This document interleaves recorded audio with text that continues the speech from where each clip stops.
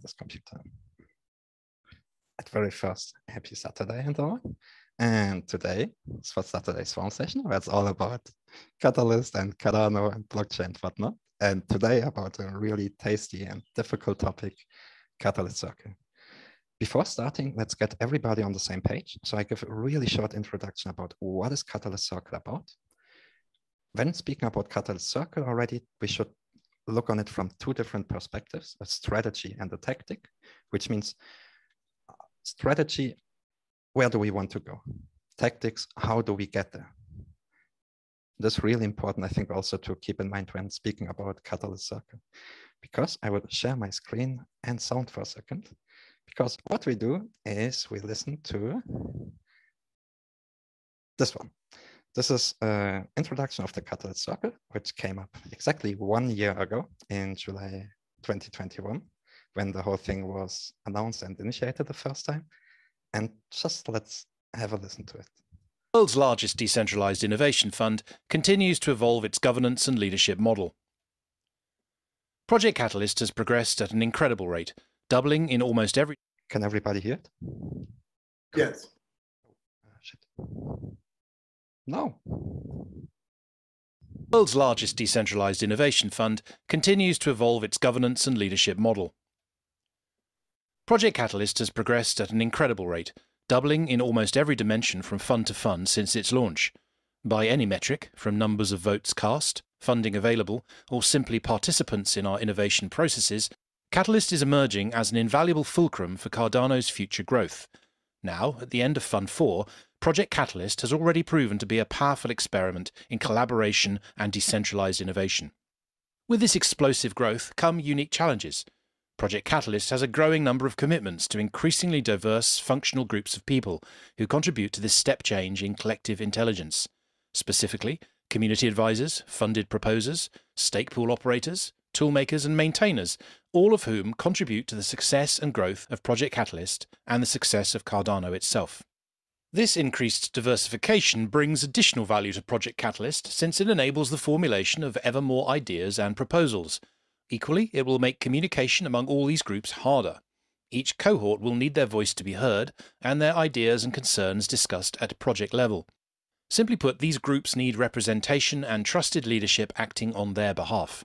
If such representation is lacking or missing altogether, the impact of Project Catalyst would be greatly diminished. This is why we're introducing the Catalyst Circle. The Catalyst Circle is a human sensor array acting as the representative body for all different groups participating in Project Catalyst. The Circle monitors the current state and future plans regarding governance in Catalyst. It detects and discusses concerns, objections, and opportunities arising within the Catalyst ecosystem. For example topics that the Circle might choose to discuss include the definition of amounts allocated to challenges, fund from fund, changes or conditions to incentive parameters, the Catalyst API, etc.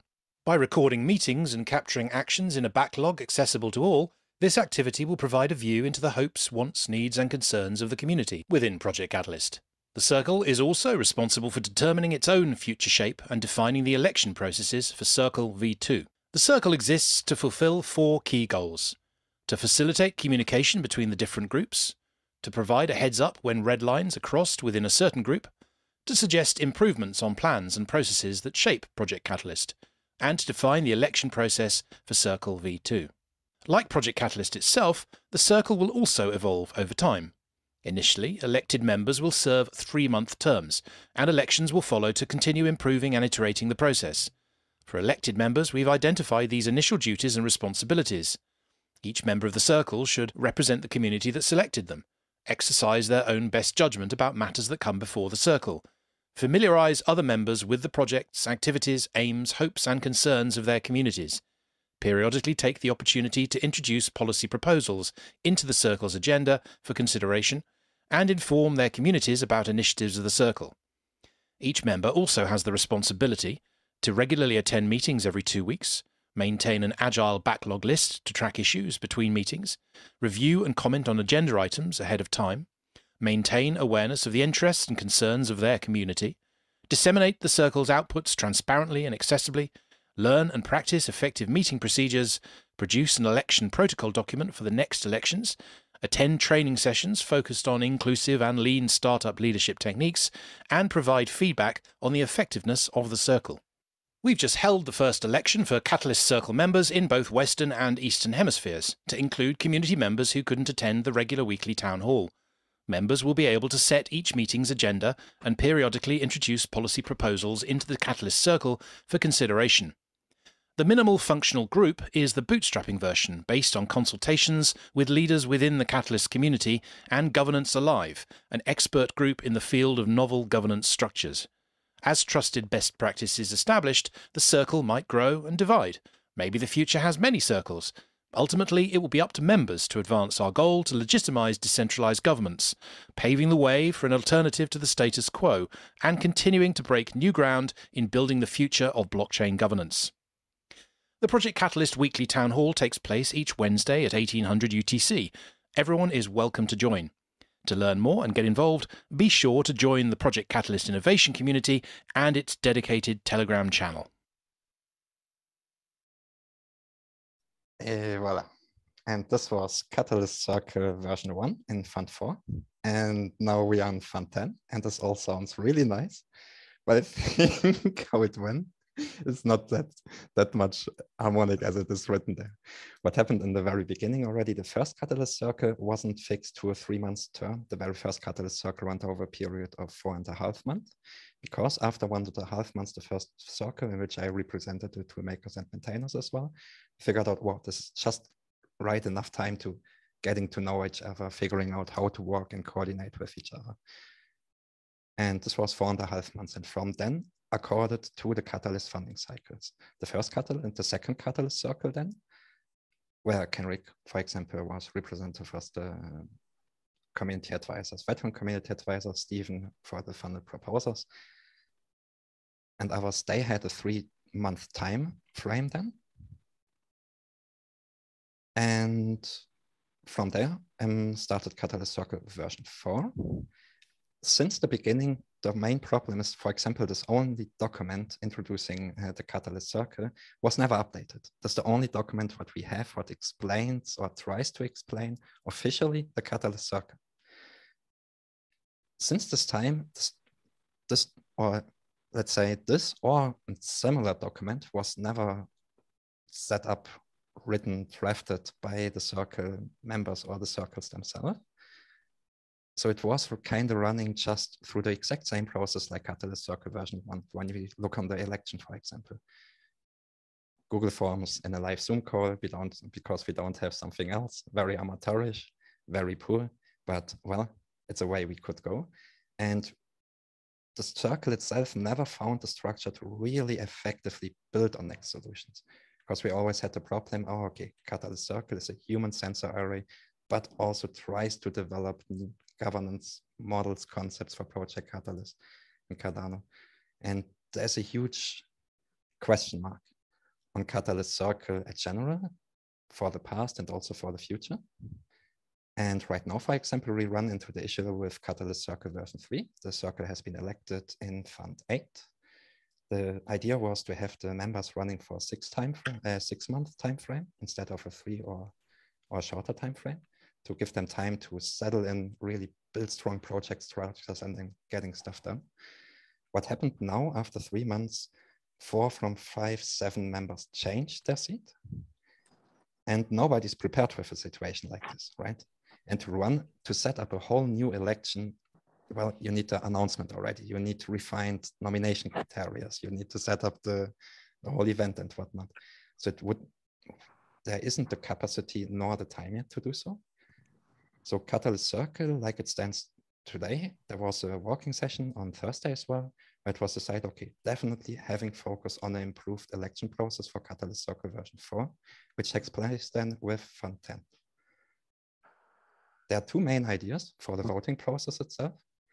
To say, oh, okay, once sub-circles, like for example, the PAs and VPAs have initiated, so a strong group which is able to organize themselves, they should have the possibility to organize themselves as well and to set by themselves a representative for their group.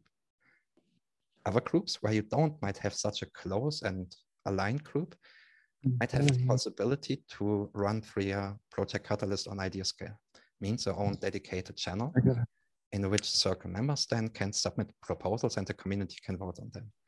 It's already improved, but well, still nothing. Okay, I mute you for a second. Sorry. It's not the best solution, but now speaking about strategy and tactics, right? Strategy, okay, Circle somehow is a sensor array, but has the vision to become a whatnot governance body. And tactics, how do we want to go there? Because from the IOHK side, they want to say, oh, okay, they have the goal for transition the power from IOHK to the community. This is their goal. And how to come there, their idea was, oh, okay, with Catalyst Circle. So it's not a fixed and static setup what Circle is. It's an experiment and the pilot itself, which mainly aims to explore and discover processes in which another group than IOHK is able to make decisions on whatever, whatnot. And this is a whole process. And that's a really process which takes a fucking long time.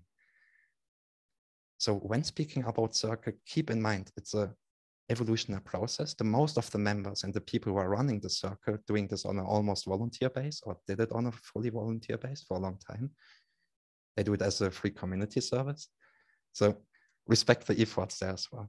It's not like they are highly paid and they have contracts with IOHK or whatnot. Not at all, right? These are really engaged and committed community members who say, hey, this is important and we want to engage. Which brings us to another problem. For example, that right now, when thinking about Catalyst Circle version 4, we saw there's a huge lack in the sustainability of governance models in this regard, because Catalyst Circle receives all its funds from funded proposals itself. What happened now?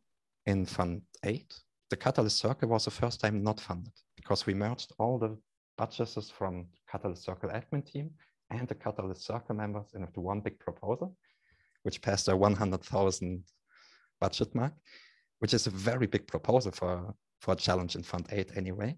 So it was approved, it was voted, but not funded because it simply asked for too much money, too much funds, right? The outcome is now that nor the CC admin team, nor the Catalyst Circle is paid.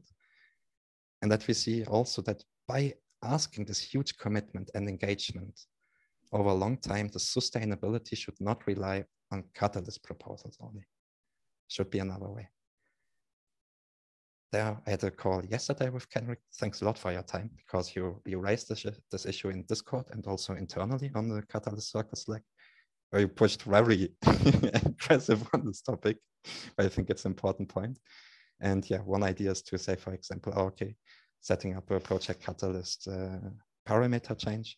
And for example, the budget from which we pay proposal assessor and challenge teams, referrers and voters to dedicate their own budget for Catalyst Circle itself. But yeah, I think there needs to be a lot to be discussed. I shut up because it's already 20 minutes. Oh my God, this took so long. Sorry, I tried to make this much shorter. And yeah, so two main parts, the election for Catalyst Circle version 4. What are your thoughts? What do you think? And the budgets, how do we make Circle sustainable somehow? Nobody has an answer yet, so.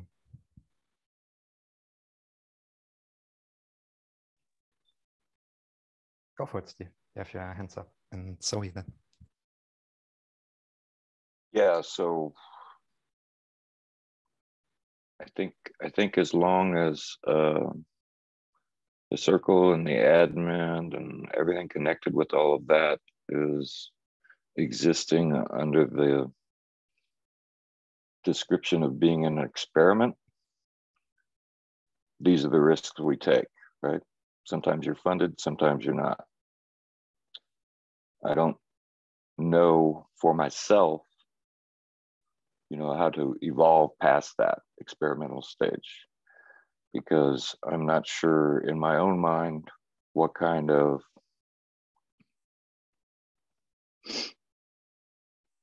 administrative or organization should exist for Catalyst, right? Because, I, for one, really have a hard time with governments. So I'm not sure what I want to see permanently installed in Catalyst when I don't even like the idea of that. nonetheless, we have these things that need to be done.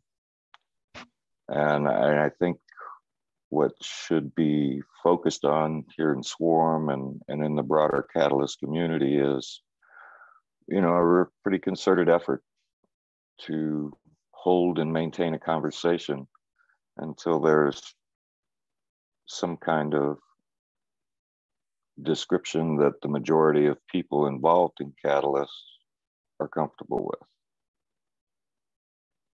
And, we kind of know, the different groups that have established themselves in Catalyst right now. There are people philosophically oriented towards different directions, and I think maybe defining these philosophical directions in a way that's not offensive and comfortable, that everybody's comfortable with the descriptions of these philosophical directions, and then try to describe what that administrative structure could look like that includes all of these different philosophies. And I don't see that as undoable. I do think it takes,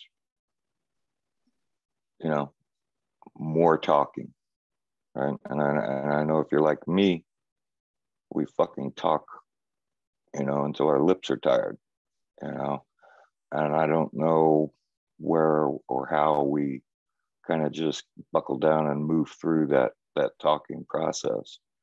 But it's and it's a thing. I believe that the community has to take this in hand, right? Because I don't think that most people in Catalyst are comfortable with just following along with whatever input output comes up with. I think that we have to move beyond that and start to define and describe and engage with this on our own. And I kind of, on some levels, think that's what input output wants to see. But, it requires people stepping up even more than they already have to get the conversation going and to work on definitions. I think that's all I got.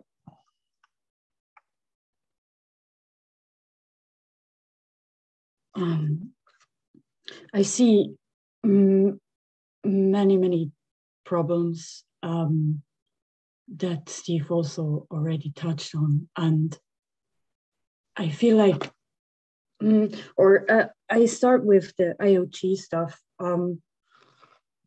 Of course, the whole goal is that at the end, community takes over and stuff, and IoT can let this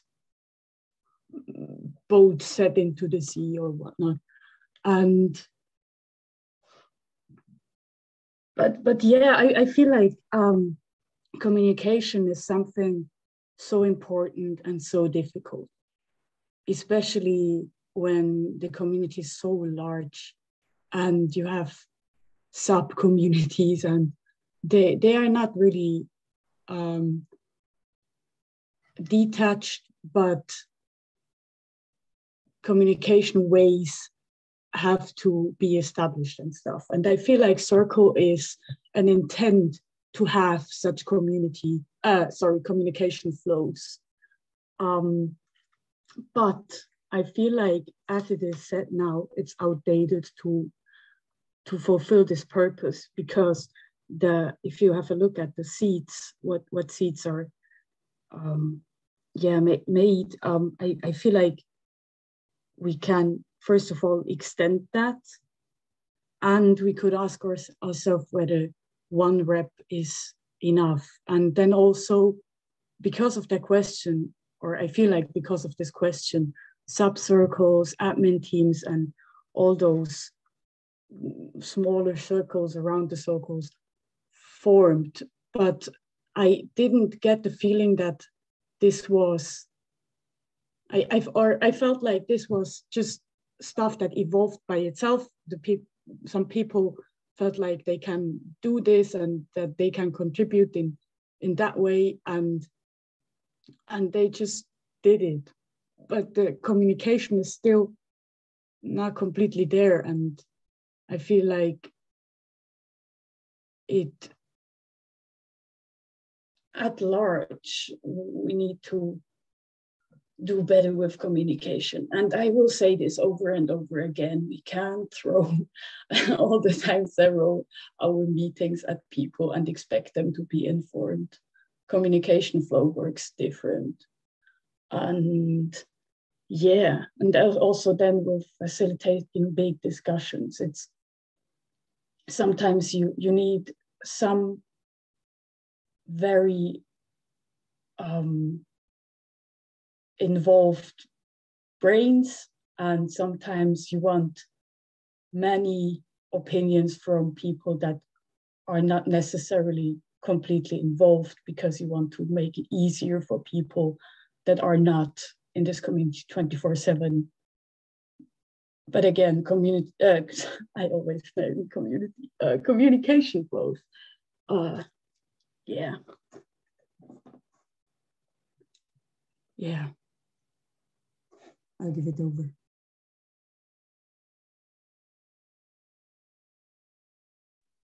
Then go for it. Defensa. Hey guys, a lot of things to think about. I personally did not know that. I knew that the circle was elected by a proposal and then got funded. I didn't know the circle admin was elected, whether it was a proposal for funding. But ultimately, I think there's 2 points that I want to bring up. One, marketing, extremely important. Communication is part of marketing, right? Because you have, in Catalyst, you have the OGs, like Henrik and Felix and many of you here, right? Who's been here for a long time, long time. In a Catalyst timeline, right? 1 or 2 years is like, you know, history.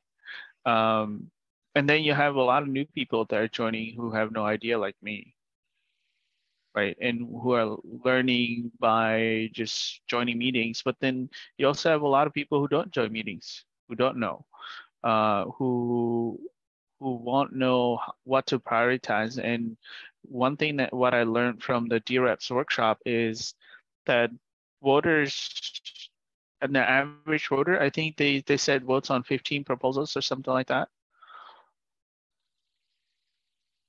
Exactly. For sure, it was less. I 16. think as a DREP, you have to vote for, I think, minimum 60. Gotcha.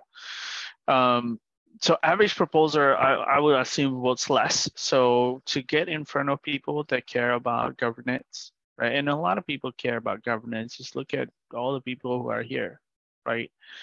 To communicate, this is why it's needed, and not just write the proposal. Although, you know, I'm writing like a bunch of proposals now. We withdraw a lot because I realize I don't have the resources to communicate them properly, even if I have the engineering team to build all of it, right? And had to prioritize which ones are the best and most impactful, and what the community needs the most. So, and the second thing is, that's marketing. Second one is really the Fund 8 was really rough for the circle, right? We had you know, people trying to do stuff, for lack of a better word, right? There's a lot of drama. Let me put it this way: a lot of drama, and always gonna have drama in politics. That's why I try to not get into politics as much as I can. However, that communicates something, right? That the circle is not mature yet. And it's very clear in Discord discussions, and like, you know, people may not say it publicly. Quasar says it and others, like they point out, it's easy to point out, hey, something wrong now, right? But in the time that this drama was unveiling, people were talking. I've had a couple conversations on Telegram with people where they said, hey, how comes that the you know, the admin team is being paid more than the circle, for example, right? I'm like, I don't know, I'm new. Someone should have the answer. So a little bit more transparency will go really a long way alongside with communication and marketing. Yeah, it's just unfortunate that the drama has unfolded, and maybe part of it, people just like, yeah, maybe we need to reset the circle, let them be very introspective, right? And provide funding once they resolve some of the challenges that they have. Yeah, in fact, I could kind of recap some of what Nan's issues have raised and then bring up my own. And what I say may not be perfect either, right? I don't have perfect knowledge of all of this, but going back to the origins of forming the circle, it was kind of a partnership between IOG and early members of the community that were participating in Catalyst, and the recognition that there was the need for the beginnings of a governance type of structure within the community, but also not wanting that to be kind of a group that was necessarily making decisions for the community, but rather its focus was in identifying problems that could be discussed and that the circle could facilitate those discussions within the community. Now, I think the thing that needs to be resolved is in that first early stage, there was no plan for compensating members of the circle or the administration. That was not part of the original agenda.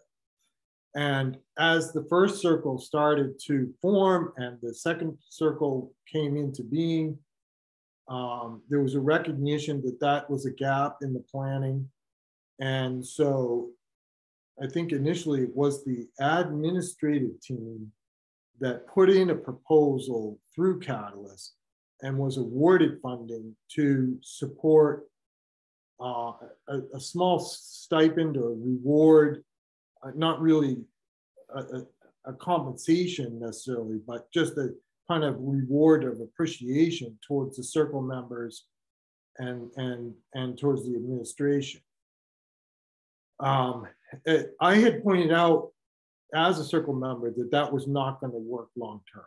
You know, that if you had this, if there was a real need for the circle to have some permanence in terms of providing guidance, then there was also a need to have some permanence about the compensation mechanism.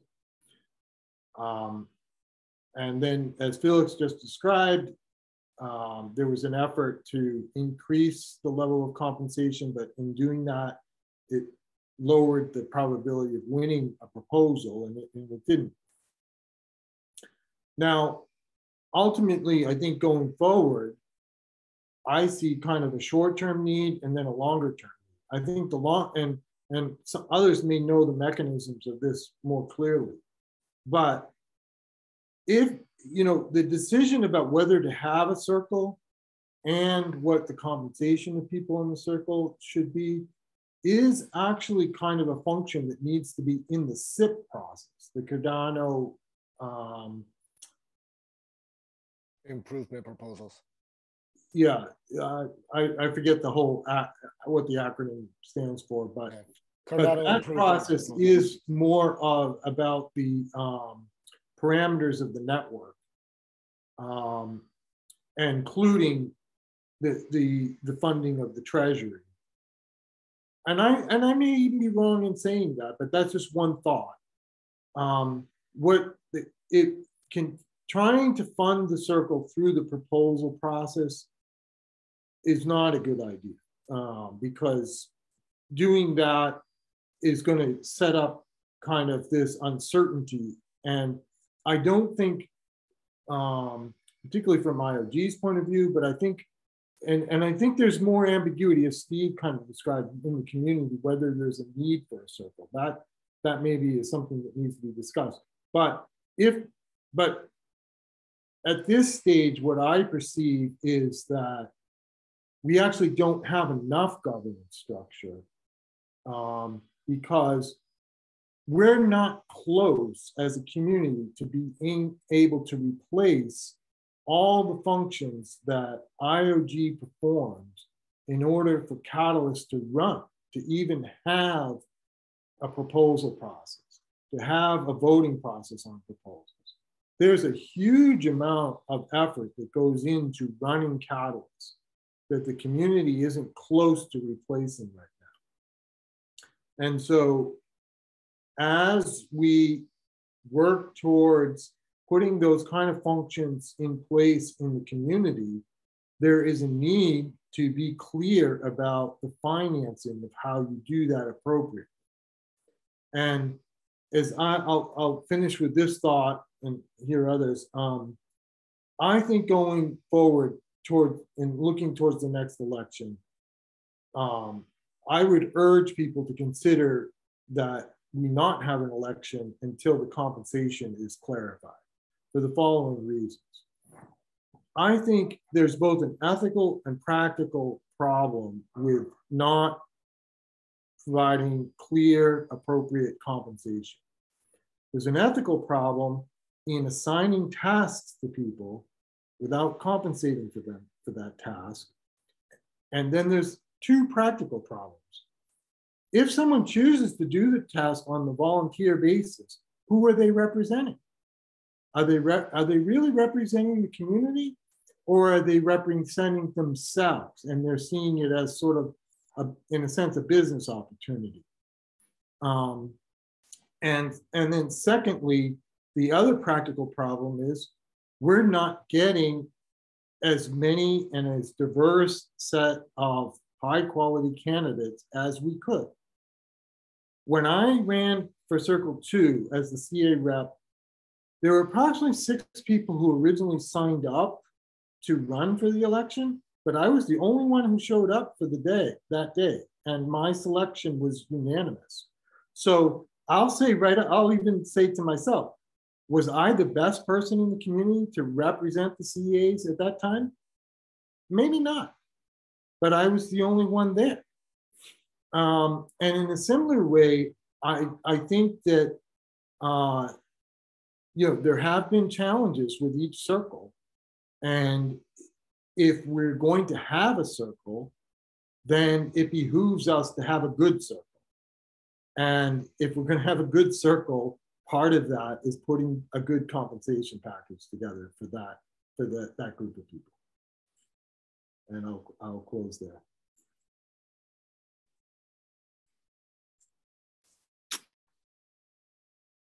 Anyone wants to answer to Kenrick or add any remarks? Yeah, I would just point out that, that what Kenrick just ended with raises the question for me, should we as a community recruit, right? On limited term basis, whether you say 6 months or a year, you'd say, hey, we in the community think you would best represent, this subset, to represent on the circle, and I feel that way about a lot of the jobs, so to speak, in Catalyst. We're doing this democratic, and that's great, but it begs the question, is that the best person out there for it? Is somebody shy, somebody who's really qualified to like whatever handle the money? If they have their own doubts about handling the money for the community, then maybe we should really, look for that. And I'm not here because I think I'm the best guy to talk during the swarm session. And I'm here because, my my rule of thumb when I joined Catalyst was I'm going to say things I don't hear other people saying, and I'm going to ask questions I don't hear other people asking. And, you know, that's gotten me to where it's gotten me. And that doesn't mean that I'm good at any of this shit. It just means that, what I just said. That's all that it means. That's all that I do.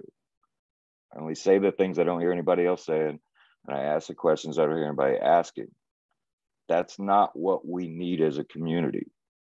You know, that's not what we need to ensure a decentralized community. We need people who are really kind of deep on this shit. And I'm not, you know, and I'm not going to read the 40 books I've heard people mention in the last 2 years because I'm not that guy. You know, I can come and I can hang out in meetings and I can say things and think thoughts. That's what I can do. But that doesn't mean it's the best person for the job. And I really feel like we should look for professionals on this level that hopefully are rich and they don't need to scam us. You know, that's what I would hope for. And I don't, and even that, I don't even like saying that. You know, I think there's good jobs available in the Catalyst community, really good jobs. You know, jobs where you can make a difference. And, you know, if you can do that, then you should be compensated. I don't think we should make anybody a whale, but, you know, somebody should be able to live well if they're working at the foundation of the world's next financial ecosystem, right? You should be paid well to do that. I have no problem paying somebody well if they're really qualified. How to find somebody qualified? That's a question we could ask ourselves. I'll just quickly respond to Steve and then hear other comments. But you know, I also feel that it's appropriate for this to still be a part-time role. You know, it's defined as 10 hours a week. People have chosen to expand it beyond that. But I'm not suggesting that a circle member needs to be a full-time position. I still think it's a value for it to be someone that's working in the community on other things. But in taking on a part-time job, you know, the compensation should reflect what's being asked of them. For sure. I somewhat resonate with the fact that the way that how like these people are put into position. I would say that the way when the circle processes started and when the sustainability was brought into attention, I myself felt like the right approach is still to go through proposal method, because that kind of measures does the community see value in this experiment and how much is willing to allocate. However, through now, after several funds, we learned that we don't have the infrastructure for that. And the second biggest problem was that we didn't even have a decision-making body. Well, we do have Catalyst team, they do a great job, but there is an issue that it's not transparent as in community. We're trying to make it always think about, okay, how do we include people into this decision-making we're doing here? And so that kind of created the misalignment in the circle itself as it grew, because some thought it is a decision-making body and some still were in this area where they're like, no, we are sensing problems and we hope that you make decisions based on our discussions, which now came back to this full circle that people did not look at the circle because they didn't feel like it's too relevant, because they don't do any decisions anyway. And it had like this weird misalignment. Another point on that misalignment is that circle members themselves, which Steve kind of pointed out very strongly, is that you need qualified people in there. And that is very damaging when a circle member joins and he doesn't know what he should do, who she should contact with, what his purpose is, and what are the guiding rules to be present and lead the community. And regarding that, I feel like we are a bit bubble circle in a sense that we are not leveraging the like larger community outside of this like how to say Telegram and Discord groups, but going beyond. Where I feel like this third one where like the bullish dumping was added, but it was like Cardano Foundation that was strategical input. But I did feel like, oh, that's unique community to grasp, which wasn't really added before. But that was more, how to say it, like autocratic, like basically somebody made a decision, no, you go there, and there was not really any opportunity for community to vote in such a person. So yeah, so that's that. Yeah, I already mentioned that we're missing a transparent decision-making body. And final note on Kenrick last point that the innovation fund is very hard and Catalyst team is doing that as it does it. I actually feel like running that kind of innovation fund is not that hard. You need 3 superheroes, 1 project manager, 1 technical person who can run through this, and 1 moderator or community manager who can distribute that information. And we have more superheroes in the community right now who could handle that.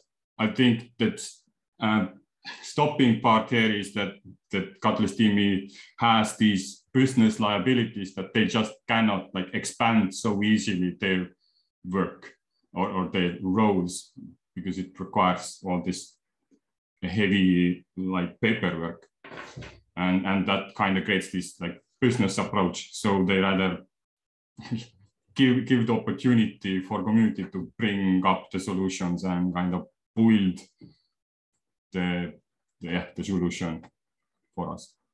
That's it.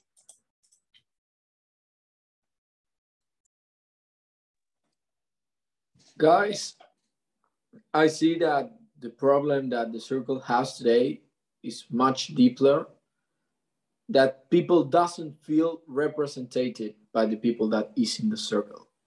And that's the main issue. If the community itself, I stay all day side by side with the community, with the little proposer, and they don't even know who the circle admins are. So first, with what Nin says, it's very important to make the marketing, the communication, to make more transparency, the backgrounds of each person who is part of the circle, or is promotion to be part of the circle, first of all. And I don't have a problem if someone collaborates with the community and help really the community, giving a full-time job paid with the treasury, but they must be all day side by side, helping the community, answer questions, giving transparency. That's the main goal I see in the circle. It's not only administration inside the Cardano or Project Catalyst ecosystem, it's for the community. If we doesn't feel represented, I don't know who is the people in the circle, how I can want to, they get paid by the treasury of Cardano. I don't know what they are doing. I don't know what their backgrounds. I don't know their experiences. I don't know what they want in the Catalyst. I don't know if they want only the money.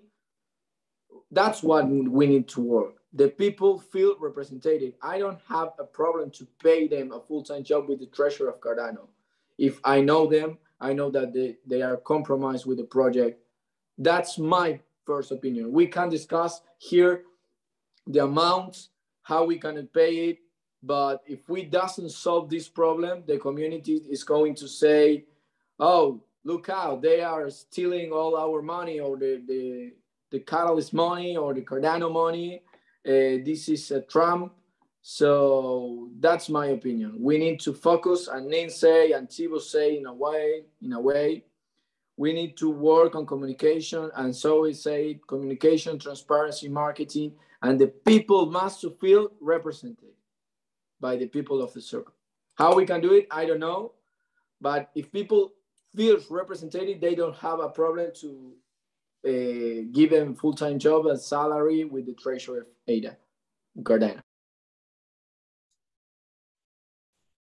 I wandered in a little bit late, and apologies for that. I'm just catching up, but just hearing the tone of the conversation and things, I just want to throw in a different viewpoint, or maybe my own.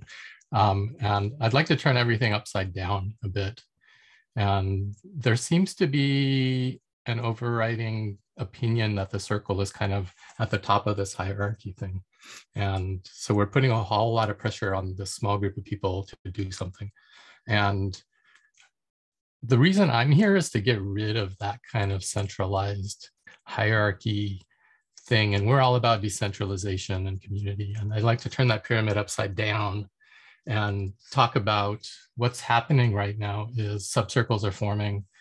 The funded proposers, the PAs are forming some really strong communities around problem sensing and actually doing something in their communities to make a difference. And I think that's proper for problems to be sensed and dealt with as close to the edge where the problems actually are as possible, and not some levels down where some abstract decision is made and then pushed back up.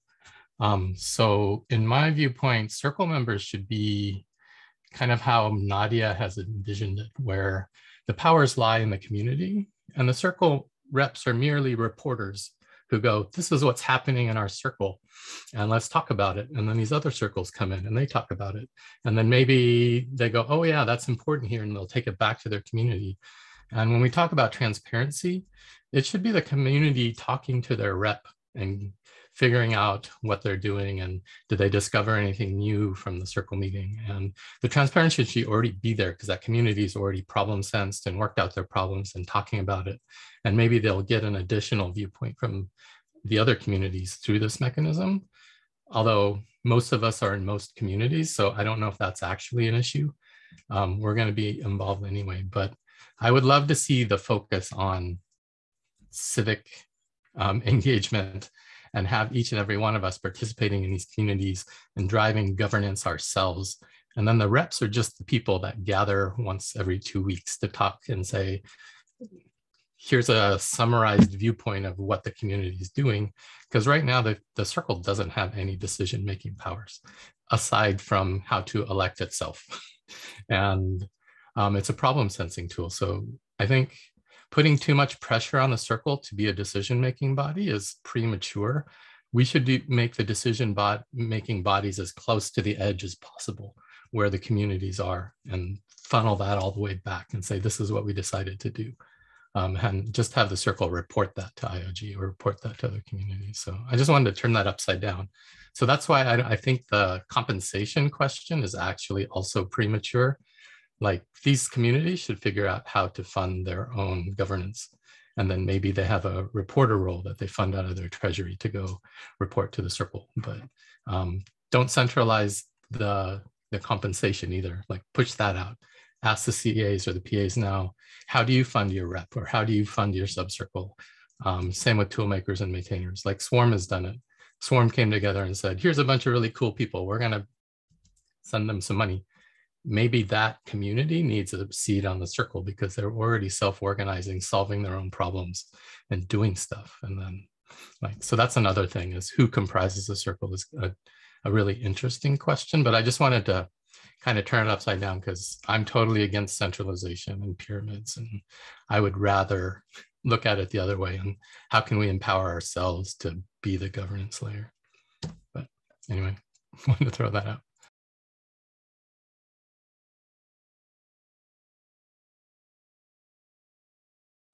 It's true that sometimes the community is really rough with the circle, but if we must to turn out the table and demonstrate to it's not a pyramid or a triangle, we must to communicate to the community, because nowadays the community feels like that. If we doesn't discuss it with each other, will be very important. And for example, if I was to contact with someone of the circle to make some activities, etc., and that is side by side with the community, it feels like it's some hierarchy in that. So I think that we must work on demonstrate that it's not a pyramid. It's not only say it. We must demonstrate with facts.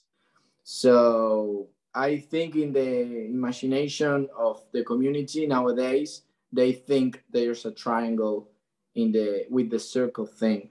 And I see that the members of the circle, except for Nadia, that for me 24 hours 7 answers my question and participate, are very close with the community, making some activities, responding, asking questions, connecting to meetings. So if you ask to someone to participate or do something, and do you even have an answer? Because it happens to me. It's like there's some hierarchy or something like that, you know. But I think what you say, Nori, I'm just talking my opinion as a member of the community, as someone is side by side with the little and medium projects all days. This is only my opinion.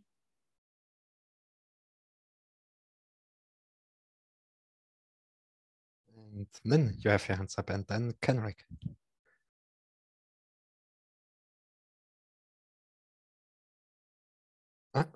There's something with your sound, I think, Lynn. Gotcha. I got two mute buttons. Sorry about that. Just go. Listening to everyone here and kind of mulling over how does Circle become self-funded and not depend on Catalyst funding as much. There's a couple options, right? But I think diverse representation is extremely important. We have a couple of very effective initiatives on Catalyst in terms of town halls. We have the Eastern Town Hall, Pacific Town Hall. We have Africa Town Hall, and maybe Latin America, LATAM, right? Town Hall, a bunch of them. And I suspect that these different town halls, they probably can sponsor like at least one circle member, right?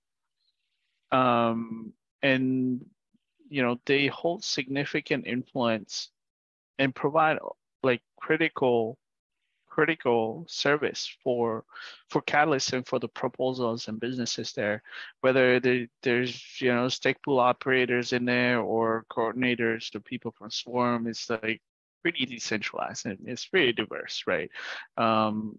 Across the world. So you know, a pitch could be, hey, the circle members could go on, and I think it's part of the election, right? And then each town can select like one circle member that they want to sponsor, and also like someone, you know, Steve, you mentioned, you know, hopefully they're wells and they don't need money, right, to be circle members.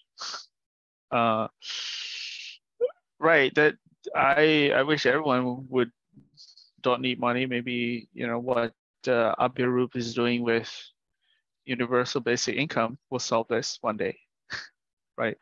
But for now, I think, you know, everyone has bills and to pay, rent, mortgage, whatever. But that ranges, right? The cost of living in Asia is different than cost of living in US or in Europe or in Latin America. So the sponsorship can be according to what people and what these different town halls can provide, right? According to geographic needs or the circle reps needs. No. JP's like shaking his head. I'd love to hear your thoughts. Yeah, so I just think it's a bad, and this is what's got us into this problem. We undervalue the work of people based either on geographics or the community doesn't think that that's a need, and that's fine. That's what the proposal process is up. But if we've heard that this governance layer, whatever it looks like, is necessary for Cardano, then there needs to be additional effort to be made sure that that work is valued and incentivized appropriately. And I understand what Jeremy's saying oh yeah, sorry, Jeremy, it's a different thing. I don't think that it's fair to say, well, I live in North America, so I need to pay X amount, but somebody who lives in Vietnam only needs to pay this amount because their cost of living. The value of my contribution and their contribution should be weighted the same. And I think one of the problems, and the major problem in the circle, is we do work for free because we don't want to be seen like we're greedy, but then it puts this unfair expectation that those who work for free are doing good work and those who are asking for money are doing it inappropriately or, shouldn't be paid. But what I struggle with that is that we're not going to attract, to Kenrick's position, we're not going to attract good people by doing that. We're not going to say, oh, okay, people who live in poor parts of the world, they don't need as much. Or, Jonathan's work, my work, JP's work, because I'm in North America, I get valued more because of my cost of living. I think if we're a global, decentralized group, the work should be based on the work, not on where you live. Sorry, I just got hung up on that because it's just repeating a lot of the exporting work and, moving it to other countries where it's cheaper, rather than saying they get, you get rewarded because you're doing the work. Sorry. Yeah, I get your point, JP. Very important. I Right. just want to jump in there because I feel very strongly with that. I really agree with you, JP. And that's not just us in the Western world, right? When I initially suggested the grow Asia, grow Cardano, the Asians talked down the amount for that challenge setting, right? Because, we don't need as much money as you. And we don't, we just, and I was like, yeah, but, this is a worldwide ecosystem, like everybody around the world, if they're going to build this ecosystem, we should look at one another and on the same level of parities. But this is a cultural thing, right? This is, like a good friend of ours, Sosha, he talked me off of that, because I really wanted to bang that point home. And he was like, nah, they feel differently about this. You really just have to take that into account. So it's not just, Americans or Europeans saying, oh, I need 100 euros an hour. It's the Asians saying, oh, we're okay on 20 euros an hour. That's tough, right? And I don't know if over time people balance out what they think is fair when it comes to interacting in the Cardano ecosystem. I hope so. I don't want everybody to, the parity is the poor level. I want people to feel abundance, from Cardano, and that there should be parity in that. But I don't know how to get it. But that's not why I raised my hand. So I'll be quiet now. Yeah. So I think I'm next in line here. It looks like. So I'll first respond to some of what's been said, and then I actually want to bring up a different topic to think about. Yeah, so I really like what Nori and Nin are saying, so and I have to think about it more, and maybe I'll just raise some questions about it. What I think has to be resolved is who's sponsoring the work that a circle member does, right? And so if there's no compensation, then it's the individual sponsoring themselves. If, as Nori's describing, it's the community, then yeah, I can see some merit to that. I can also see, like, potential conflicts too, particularly if it becomes kind of a particular corporation that's sponsoring the work. So that's why I felt like, and I'll, I think there's a short-term and a long-term issue. In the short term, I feel like, IOG did set this up as a first step towards trying to decentralize the governance. And so I think in the short term, they have some responsibility to resolve this issue as the holders of the keys of the treasury and the designers of the catalyst processes. Now, I agree in the long term, like Nori is saying, we want to move towards a more decentralized way of doing this, but there's a lot of challenges to working that out and making sure that it's reliable and robust. So that's sort of my recap of my own thoughts, and there's a lot more to discuss there in terms of coming to a resolution on that. But I'm going to shift, if others are interested in this, I'm going to raise something that I've been thinking about with regard to governance generally and where the circle fits in. I'm from the United States, and in the United States, our governments have sort of these clear divisions between executive branches, legislative branches, and judicial branches. And while it's not a perfect map, I've been trying to think about how do those functions of a governance map onto the evolving structure of Catalyst. And it occurs to me that the voters, all of us who are voting, are the legislative branch. Mm-hmm. And that the proposers are the ones that are carrying out execution. So they're kind of the executive branch. The people running projects are kind of executive branch. And then I didn't think there was a judicial branch right now, and it hasn't been clearly defined. But it occurs to me in a very loose way, the circle is kind of fulfilling a judicial function in the sense that what does the judicial function do? It's there to identify problems in the community and work with the community to resolve them. Now, the traditional structures of that are kind of very centralized. The judge and the jury make the decisions, right? But maybe what we're developing is a more decentralized judicial function in the process of forming circles and subcircles. And even as Nadia took it, like one of the things she was working on is that once they identify a problem, they form a circle around that problem. And that almost becomes like a jury, of a group of people that are going to kind of make some decisions about how to find some resolution on that problem.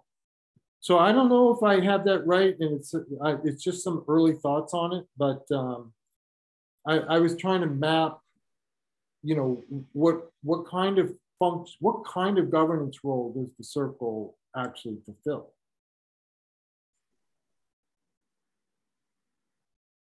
Yeah, I appreciate those thoughts, Kenrick. Like what's been on my mind a lot lately, mostly because nobody else talks about it, is how does a libertarian like Charles become this fan of something called liquid democracy?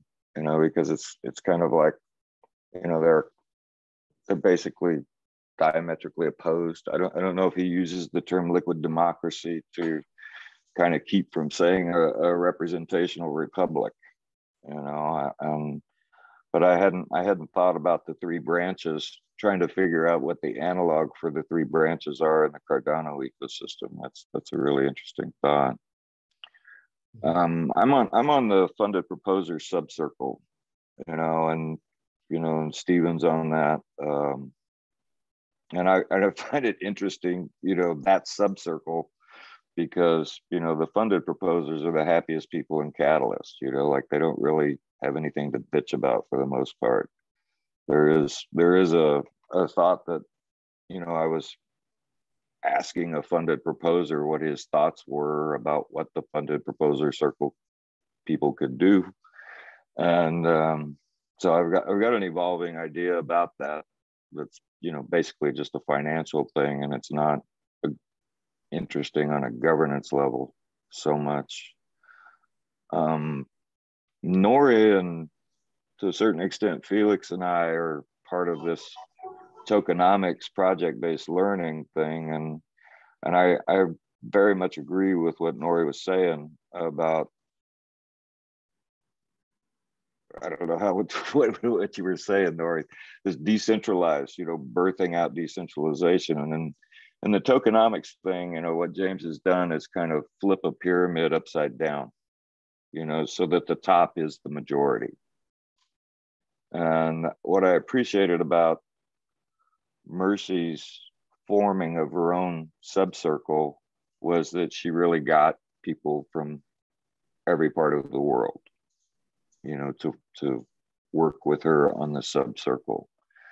And, and if I follow out that thought that we've been working on in the tokenomics group, it would be then that these subcircle members really engage with those people from around the world that they kind of represent without being elected. We've got Mi Tran, and she's been a real valuable person on that subcircle because she's been communicating with the people over in Asia about some of these things that we talk about in that subcircle. I don't know if the other subcircles for the other circle members are as evenly distributed, among their respective populations, like stake pool operator circle member. I have no idea who the subcircle members are in the SPO subcircle.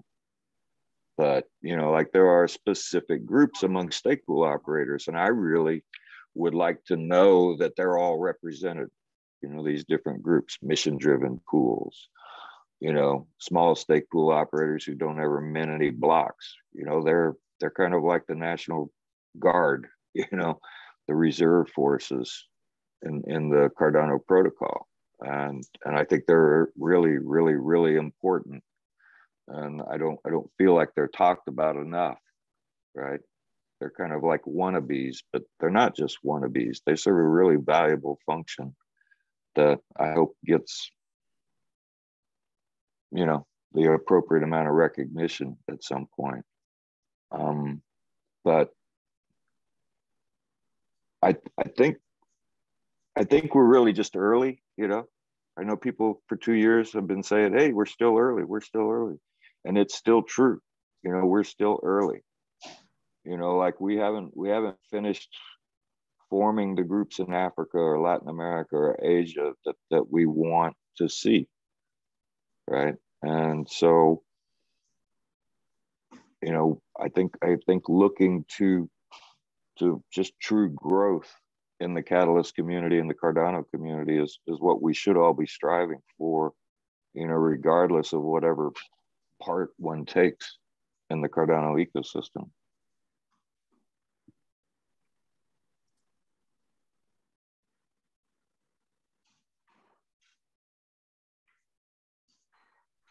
Zoe, you have your hand up, and then Nori.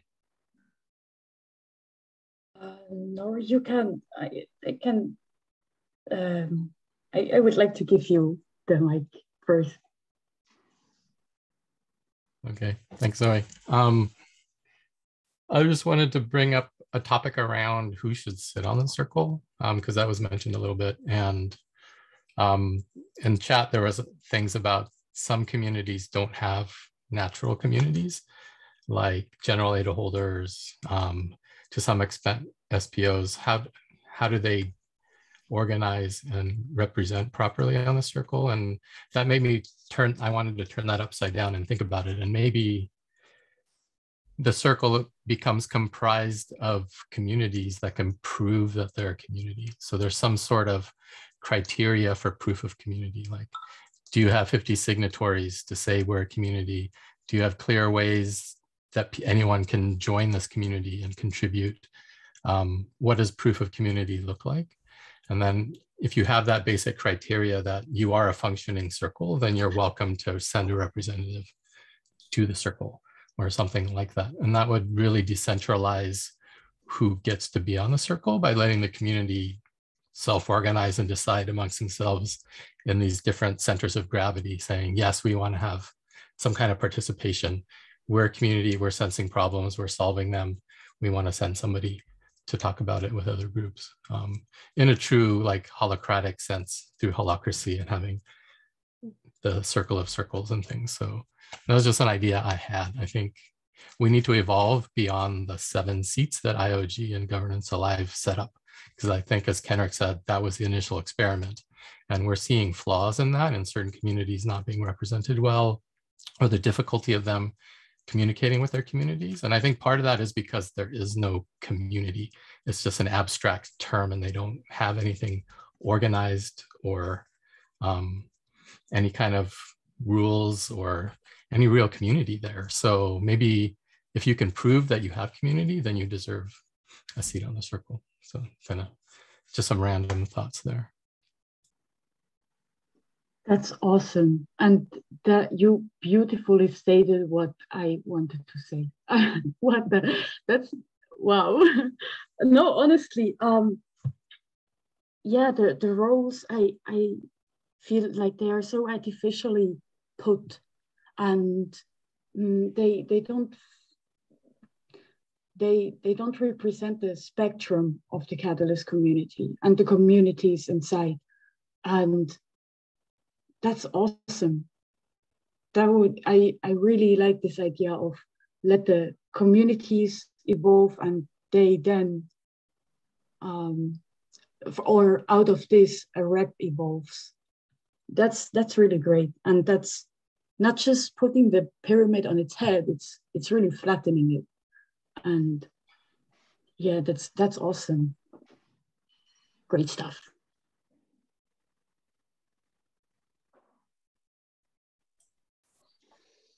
What you said, Nori, was I think this is a strategy we should already start basically next week in Circle. But what now is the issue is that what we mentioned at the start, like we don't have a decision-making body. And I just got back from Jeremy B that I'm allowed to share the Myrobot. So I thought I a bit expand visually what I meant by decision-making. Thibaut, before you jump in, I just want to mention one thing. Also, when speaking about Catalyst Circle, keep in mind it's about Catalyst Circle. It's not Cardano Council. And when speaking about Catalyst, there aren't that much people around. And if you have 200 votes on your proposal, that's actually already a lot. So also keep realistic numbers in mind when speaking about, because it's specifically Catalyst Circle. But yeah, sorry, thanks to you. No, sorry, needed. That actually is a good, that when we're talking about decision making, what I propose here is that we let the circle be the sensor, but have an aiding circle again, which helps to decide on what should we do using the proper methods, bringing the like documentation out in a sense, like how this decision was made. Then it's again validated by the community. And if it's okay, then the Catalyst team can announce it, we can download. So it's a not bigger process. But what I like about this model, what Jeremy shared, was it had like two models. One was compare situations, like all these governance models, although it's a bit complicated map. I have not yet understood how to effectively use that. However, on the right side, I think it's like a very nice way to kind of go through a rule set of is the decision urgent? If no, if yes, then you take like steps until you end up with a specific model, and you will learn how did you get here. Where right now it's like the basic problem what Jeremy also brought out is that we kind of fall back to easiest consensus or solution and just move on, or not even make a decision when it's not strategically the best option, because we're gonna like being dragged back down to that same question again and again. But yeah, that was.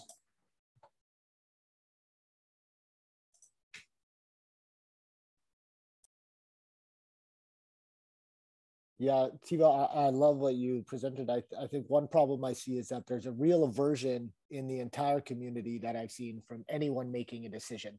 And when somebody wants to make a decision, everybody piles on top of that to say, oh, you're not the decider, you shouldn't be the decision maker. So what we need is we you know, it's great to say, oh, we don't want a hierarchy and we want everybody to be equal, but it's not equal. People don't do equal amounts of work. People don't have the equal skills.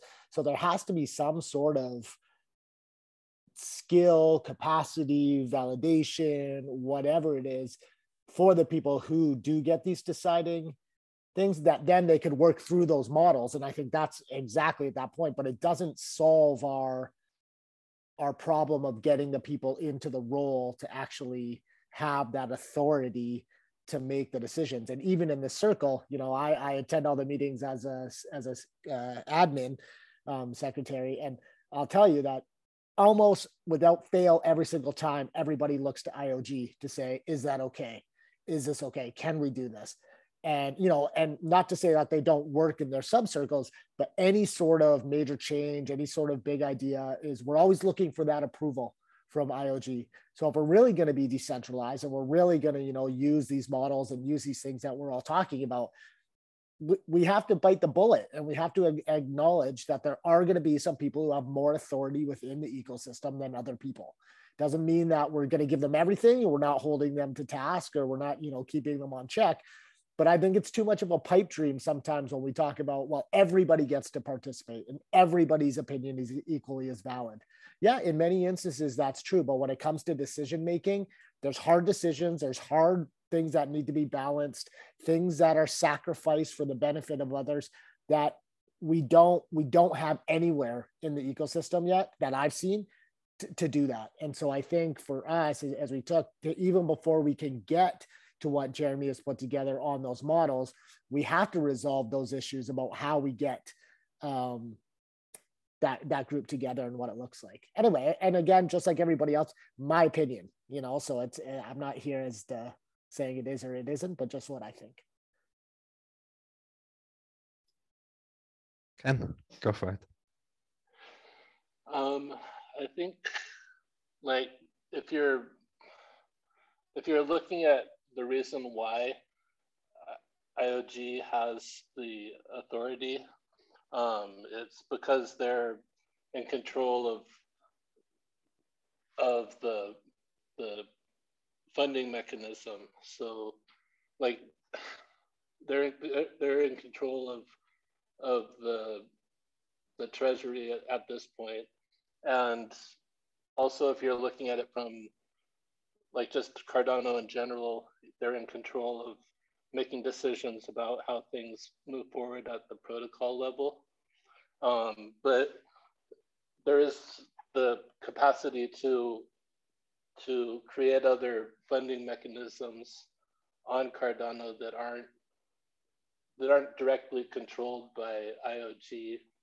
And you want the platform itself at the protocol level for how Cardano works to be stable. So it's good that you have people who know what they're doing in that case, but you can build anything you want to on top of the protocol level. So the authority comes from what we're looking for, where people who are going to Catalyst are looking for funding through the treasury. And so since IOG is controlling that, they're the ones who have the authority over that. And yeah, there's plans to move away from them having control over that. But there's also the possibility of building other models on top of the platform. So just because they do have the control doesn't mean that there isn't the freedom to do something else. Yeah, my only pushback to that, Ken, is that there's not the legitimacy of any other group in the ecosystem that could even begin to take that on. That's what the circle was supposed to represent, technically is supposed to represent, is how do we take decision-making authority from IOG to the community. But if on the community side, we have none of the support, none of the structure, none of the, like Kenrick said, none of the people with the skills to do it, then we're really setting ourselves up for failure. So my question is how do we get that legitimacy within the community, knowing that the circle has not been well received largely and actually has caused for, you know, some real damage, I would say, in many instances. And so I don't think that even like the deferral to IOG is a part of a broader problem of the community not being ready or not knowing what it needs to set up to, you know, begin that process. And as the circle is supposed to focus on that, we've gotten away and it's been this kind of other mess. So if we're talking about governance, we're talking about the need for that group, then exactly what you're saying is that's what we need to look at. What are those other systems, processes, groups? What is the legitimacy? What is the, you know, the formation of that group to do this? And unfortunately, right now, I think that as a community, we really don't value the amount of time, effort, skill, expertise that is needed to create those systems. Yeah, like and one other thing just to point out, like sort of when the circle was formed, the idea was to be a sensor array, and a sensor array is not exactly the same as a governing body. So that's just another thing I wanted to highlight. So that's, I guess, what I wanted to say. Yeah, I wasn't disagreeing with you. I was trying to agree with you maybe a little too passionately because I think you brought up some very good points. That's good.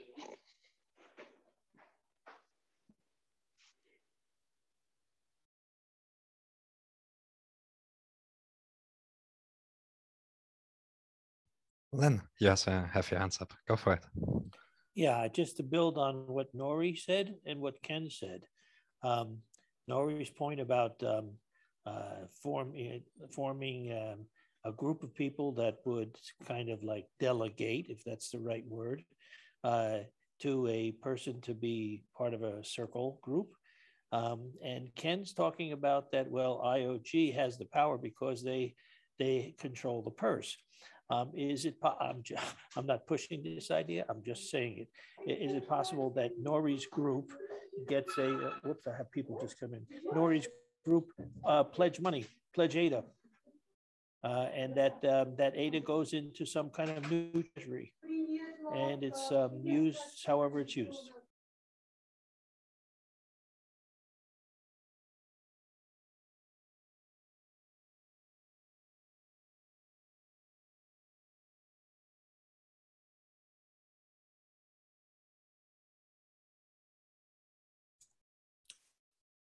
Maybe if we did open it up and say any group that can self-organize and get a certain threshold of organizational, either members, signatories, or proof of procedures can have a seat, will just enable, because right now I think the community's stuck and they're kind of waiting for IOG.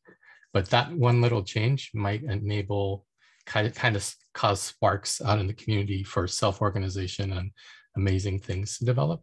So I would love to see something like that, just to allow everybody to go out there and talk about it and figure out what you want to do, and then come back with some amazing groups, structures, ideas. Like we may not organize around CAs and tool builders and SPOs. There might be some other amazing things that we can build. And that's why I think we need a governance challenge for sure. And I have a placeholder in for one, and I would love to collab with anybody who wants to contribute to that, because I think we do need a space for people to say, we want to try X, and we have 10 people, and if we could pay ourselves $20,000 for the group, we can do this. We need that space for experimentation. So yeah, ping me if you want to be in, and I'll share the link to the Google Doc. Yeah, nice. Thanks a lot for taking the initiative, Nori. And another thing as well we should think about, just when you say, okay, would they group around community advisors, not, for example, then say also, how do we see the circle now and how do we want to see him later? Then, for example, say, oh, okay, the half of the actual value on Cardano is generated in the NFT ecosystem, which is not even represented there, right? When you speak about entities, what is with Immorgo? Why are they not sitting there? So we see a general, however, it is structured, this is not able to, I think, reflect respectfully and correct all needed groups. but much more, I think, and this is really beautiful with what is happening now with the subcircles, to figure out different ways how it could work. And when we have a subcircle already, a PA and VPA subcircle, and we have a funded proposal subcircle, we can look already, hey, are there common patterns? Because if we want to have subcircle as a successful program, we have to make sure that it's adaptable and adjustable to other groups as well. Because if it's only running for the PAs and VPAs, because they have such a strong alignment, but the SPOs can't do nothing with it, then, well, it's not really inclusive body then, right? So we should also be careful with avoiding that those who have already that much power and that much alignment do not abuse it without even knowing, right? Because this is exactly what will happen then. They will set up the standard. They will tell, hey, this is how it runs. But other communities are not even able to catch up with their achievements and with their level of operating and discussing and communicating and whatnot. So really figuring out, hey, which processes or projects can we discover and explore, but how much can they align also between each other then? Because just imagine you have a bunch of subcircles. Who comes together then to discuss what's happening between the subcircles? Each fucking subcircle will need to have something like a representative. And you come back to the same issue, right? Because somehow you need the coordination between all the bodies. So,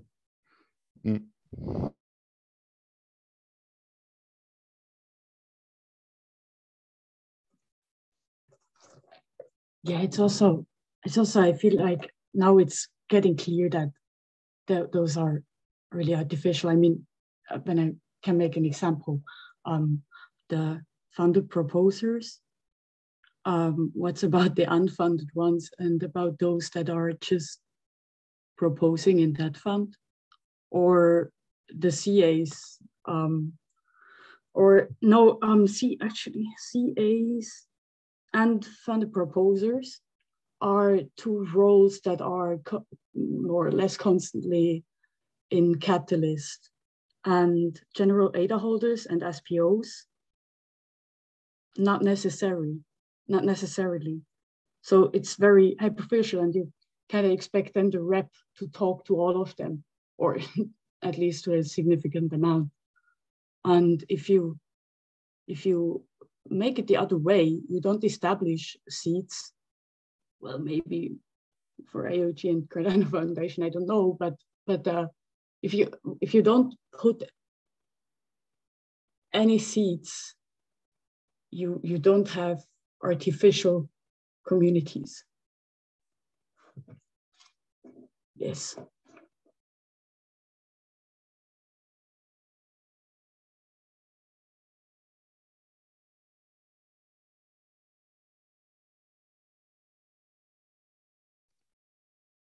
Hi everyone. So I'm not able to attend these meetings, but I've been sort of lurking in the Discord for a while, and I've been listening to all the discussions here. It's really great to hear how everyone thinks and what directions we would like to take. I had a little bit of a fundamental question is, if we had to organize ourselves, we need to be able to visualize how we organize. And I think one of the things I would think is a good starting point is to try to draw a org structure. Who are the entities and what they do?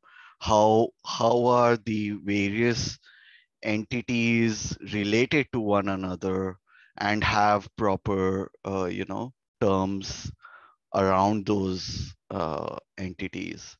And then you could break out into subgroups which are discussing various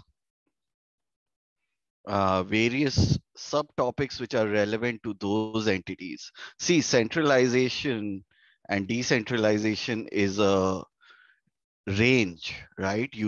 You could start centralized and decentralize over time as you effectively build processes which allow you to push power to the edges, right? If you start hyper decentralized, you will be chaotic, disorganized, and not be able to form the centers of gravity. You need, this is a evolving process, and we should look at it like that.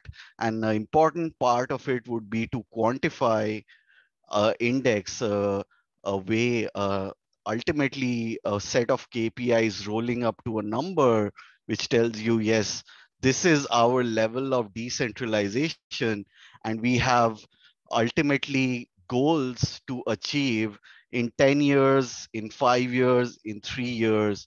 And that's how you can plan your way back. You can have a long-term goal and then break it down into smaller parts till you get to atomic tasks which you, I, or anyone in the community could contribute to.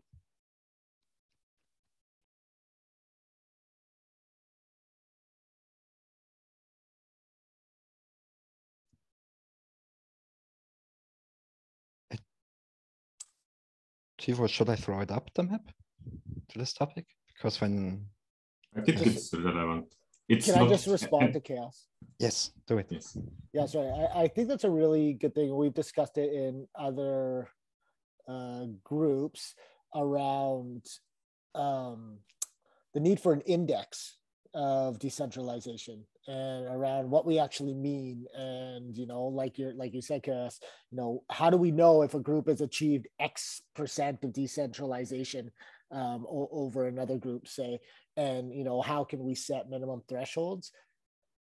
I know people talk in the community, but it also seems that it's not like this isn't Cardano specific.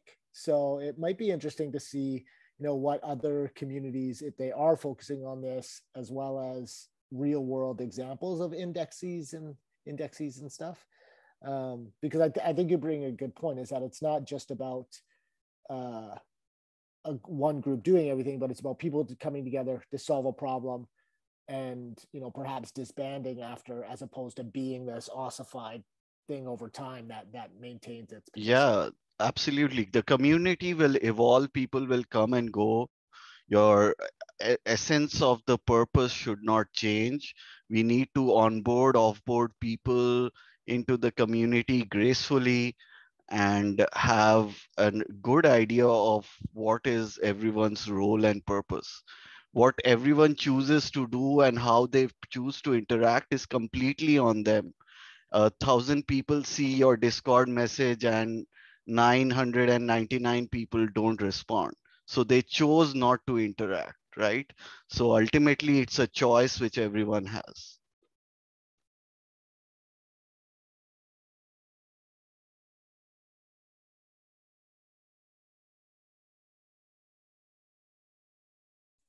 I love the analogy that Nori sent in the chat. If I may read it. I like to think of it as a living thing, like a forest. There might be a mother tree, IoT, that provides some level of stability and support, but there is and will also lots of other trees and plants growing, thriving, then dying and providing compost or growth foundations for the next trees and plants. Nothing is static, everything is growing and changing over time. And decentralization is a journey, not an end. That's cool as well. Whoa, you all are writing cool. Damn, now the quotes are coming. Awesome. It's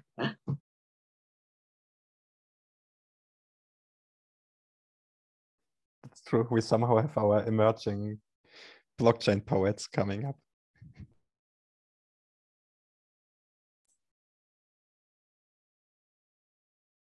Sounds actually pretty cool, blockchain poetry.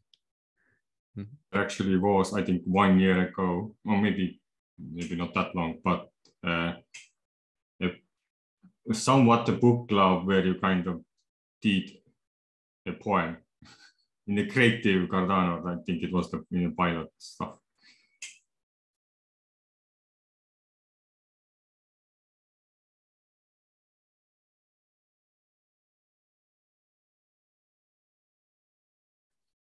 But then one idea which came up before was the challenge proposal already.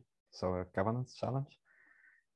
One learning, I think since Fund 7, we didn't have a serious governance related challenge. The last one we had was decentralized decision-making processes. And since then, we didn't have one funded, but a bunch of submitted ones. And I think maybe the reason why we don't have funded ones is because there have been such a mess of governance challenge proposals. And maybe when learning from our mistakes, what we could do maybe is to reach out to other ones and simply team up and make sure, okay, there are not 30 governance challenges out there. It's great to have diversity, and there should be definitely several, but yeah, we maybe not need to go in new extremes and just not even allowing the community to have any overview on, okay, which governance challenge to pick and to vote and why not. Yeah, it would be nice to also have these exist over time as well, because I think the drastic swings from fund to fund of challenges is really problematic for things like governance that don't respond to stop, start, but require that that in continuity. Thanks, Steve. Now, I think the challenge is good, and I agree we need limited, let's have one governance challenge, not 10, but then it's being necessary to make sure that different forms of governance can fit into the same challenge, as well as that we're not presupposing the type of governance that could come from that, but allowing room for innovation. So, and then making sure that, final thought, that they exist, maybe it's 2 funds that they run, and then, okay, then it's a switch, like maybe that's something as a community we look at more, because I think, as much as we talk about, people will do the work and people are doing it, and we're still being compared to everything in the challenges. So even now, if we submit and adapts products and integrations, I'm sorry, but talking about the Catalyst Circle isn't as cool as adapt that's going to provide some, potential service or, benefit. And so I really don't think that it's a fair comparison to do that. And I think that's also plagued us from the beginning.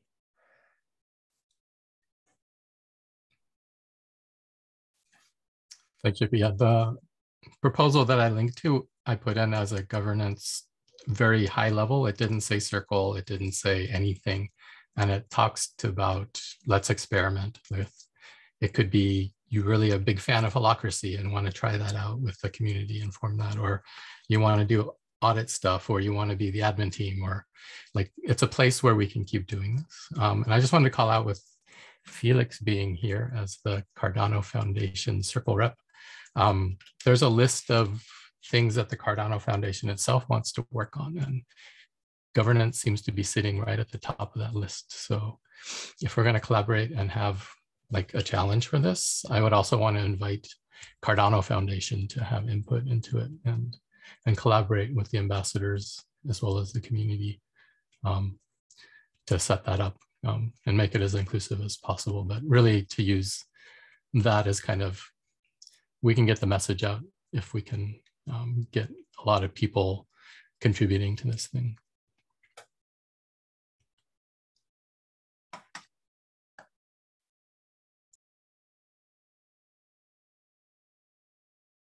I'm in. I'm in fully. Okay. I'll share a doc link on the Swarm server once it's ready. I've been trying to do it really quickly here, but my computer is so slow that it's going to take me another 20 minutes. With time, on which channel will you throw it, Nori? Do you want a new one, a dedicated one? Sure, if that would be helpful. Yeah, I'm easy. I can put it wherever people will look. Is it correct? Is it correct if I put it under the Catalyst Circle category? I would see this here as a Catalyst Circle activity. Community comes together and figures out, okay, what needs to be done. And this can then represent, and also the proposal, when there's a challenge proposal and we have the community interacting, then we definitely present it to the Catalyst Circle itself also, and asking them, hey, guys, we want your eyes and ears here on this. I wouldn't make it a Catalyst Circle thing. It's not the circle who does this, it's the community, but the circle does represent. And if we represent, that's the funny thing, right? A representative is only able to represent something what the community presents to them, right? What Nori touched before, and it's not the circle who should do the work, it's the community who should do the work, and the circle figuring out, hey, how can we support the community in doing the work for important topics as such.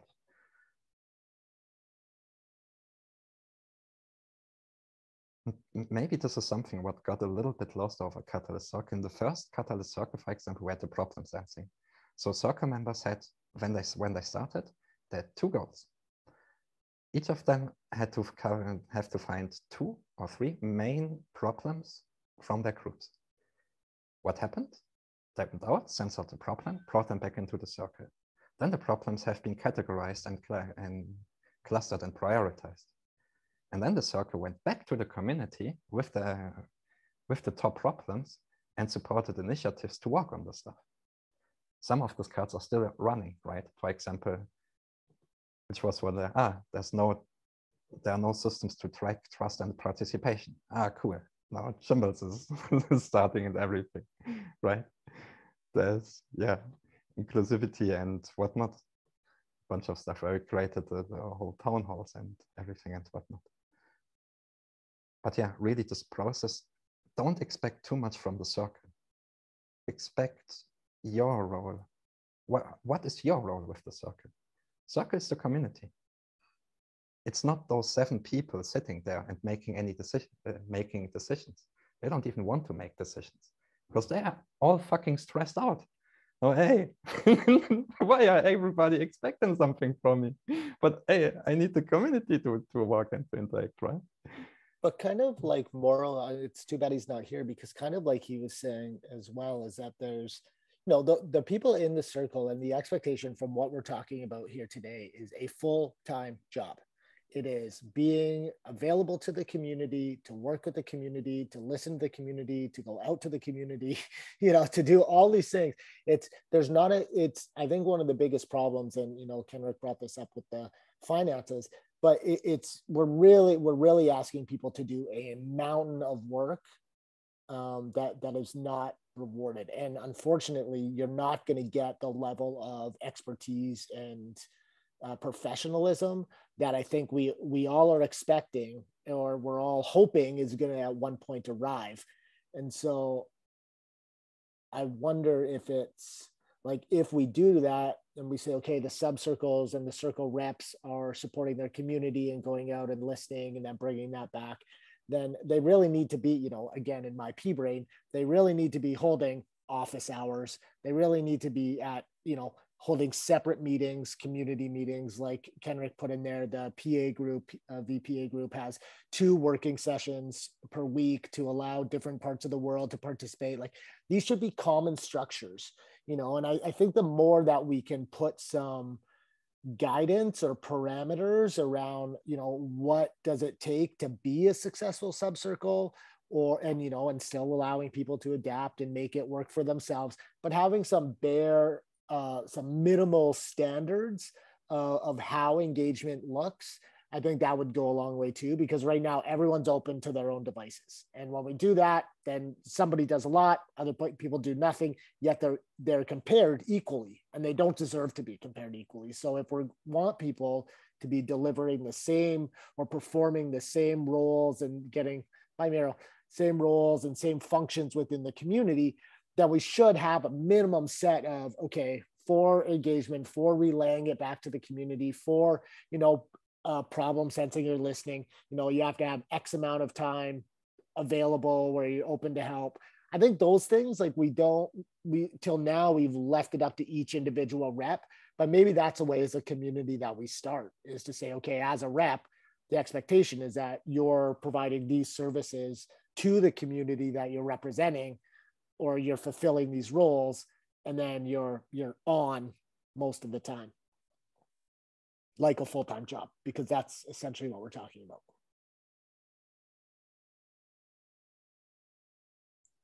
I think full-time job sounds intimidating, because, and also JP, I agree with your point about having some level of common structure. But I mean, the notion here is that you're having people from different walks of life around the world trying to contribute. And everyone's going to have, their different availabilities, different skill sets, different capacity to contribute. So you have to have some flexibility around, expectation, and maybe even have to assume what a minimal or a common sort of a lowest common denominator would be for people to be able to contribute. So I understand that the work is comprehensive. That's in front, but I think making it palatable is also probably an essential part of it, and making it accessible. So when the community, as the community gets larger, you have, a wider spectrum of people that want to contribute, that feel free to, and that they shouldn't feel like, well, I have a full-time job already, so I'm only available for X and Y hours or what have you. I do agree with having office hours. That's just seems sensible, so people know when you're available. But I do feel like sort of requiring, or maybe an expectation of a full-time commitment, whatever, however you define that. Hey, maybe even full-time means different things for different people. It might limit the pool of people who can contribute when you have very strong parameters that have high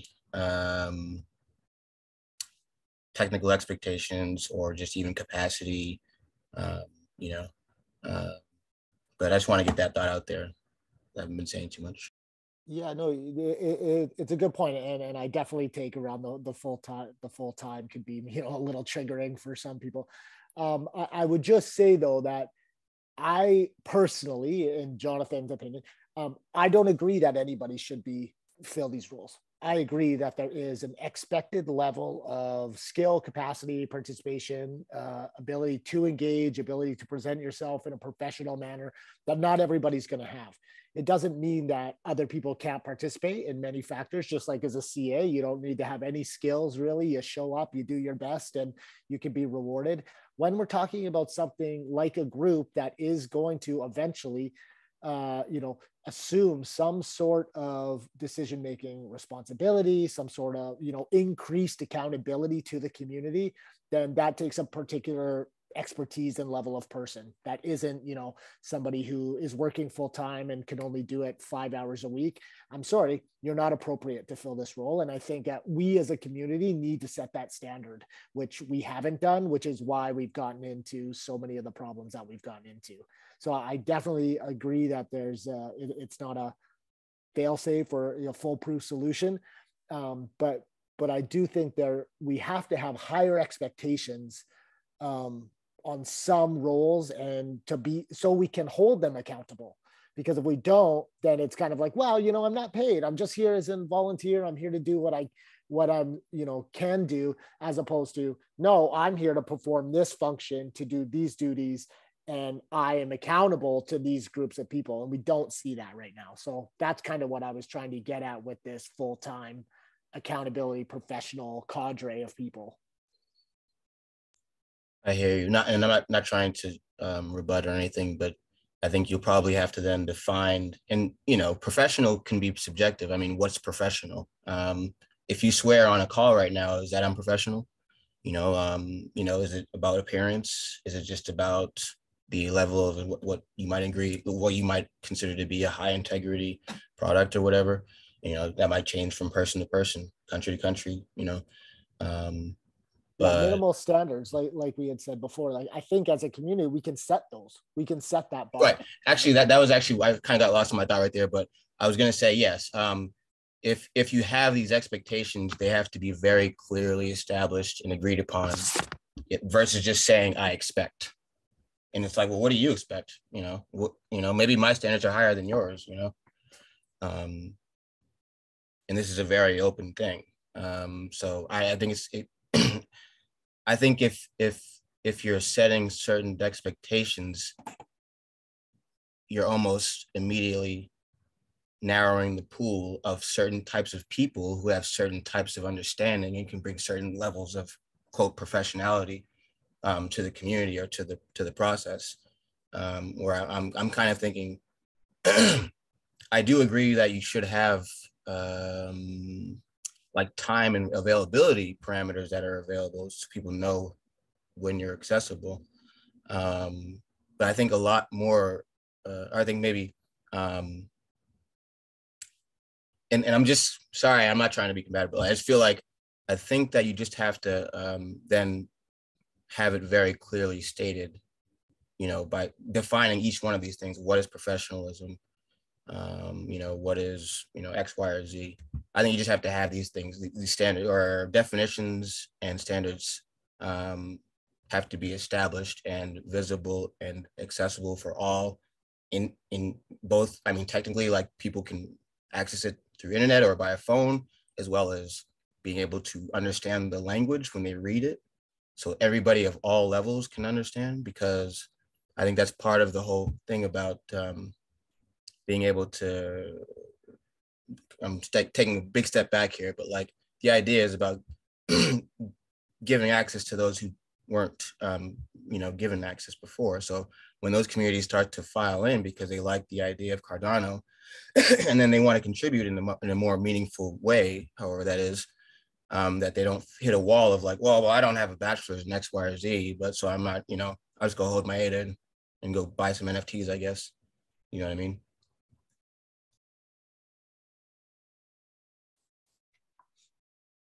And Nori, then Kenry. Yeah, I think this is a good conversation, but the way I would look at it personally is there's a circle role that has to do certain functions, and that's separate from when you show up at a meeting what the expectations of your conduct is.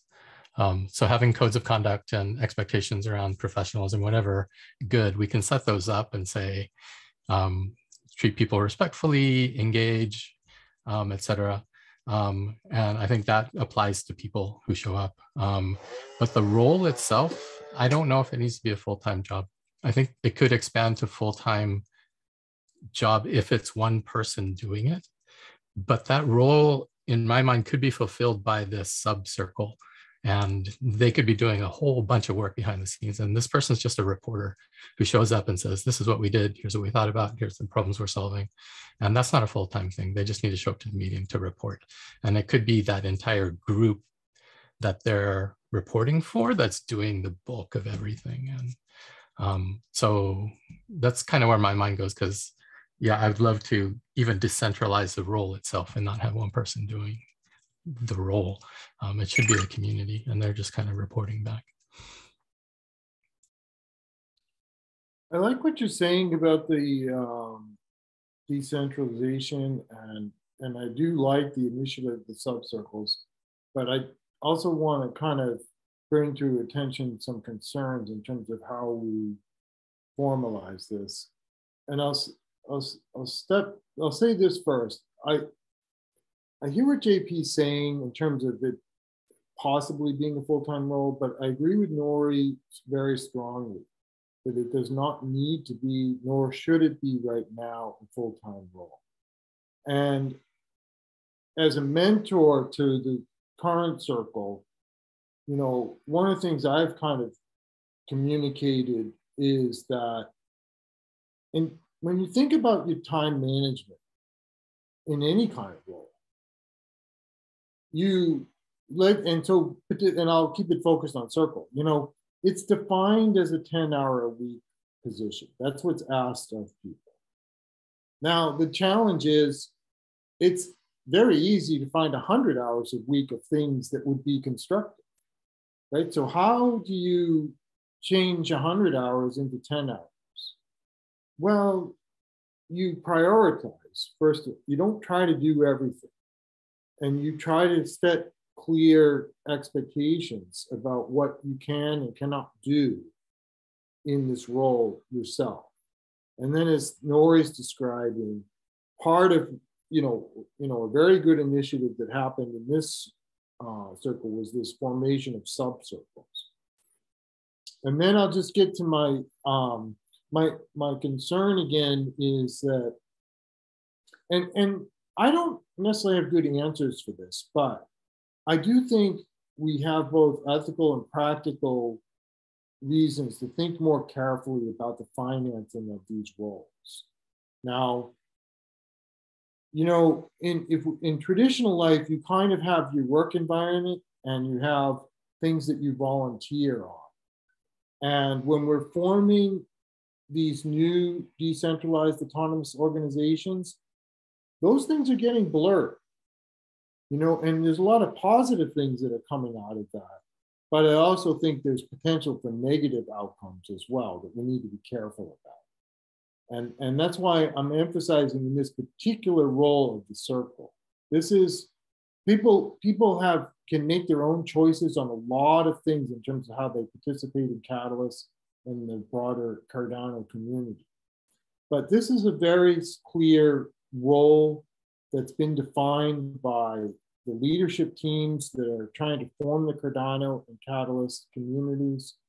And as such, whenever we form clear roles and responsibilities, we have to necessarily also clearly define the financing of that role.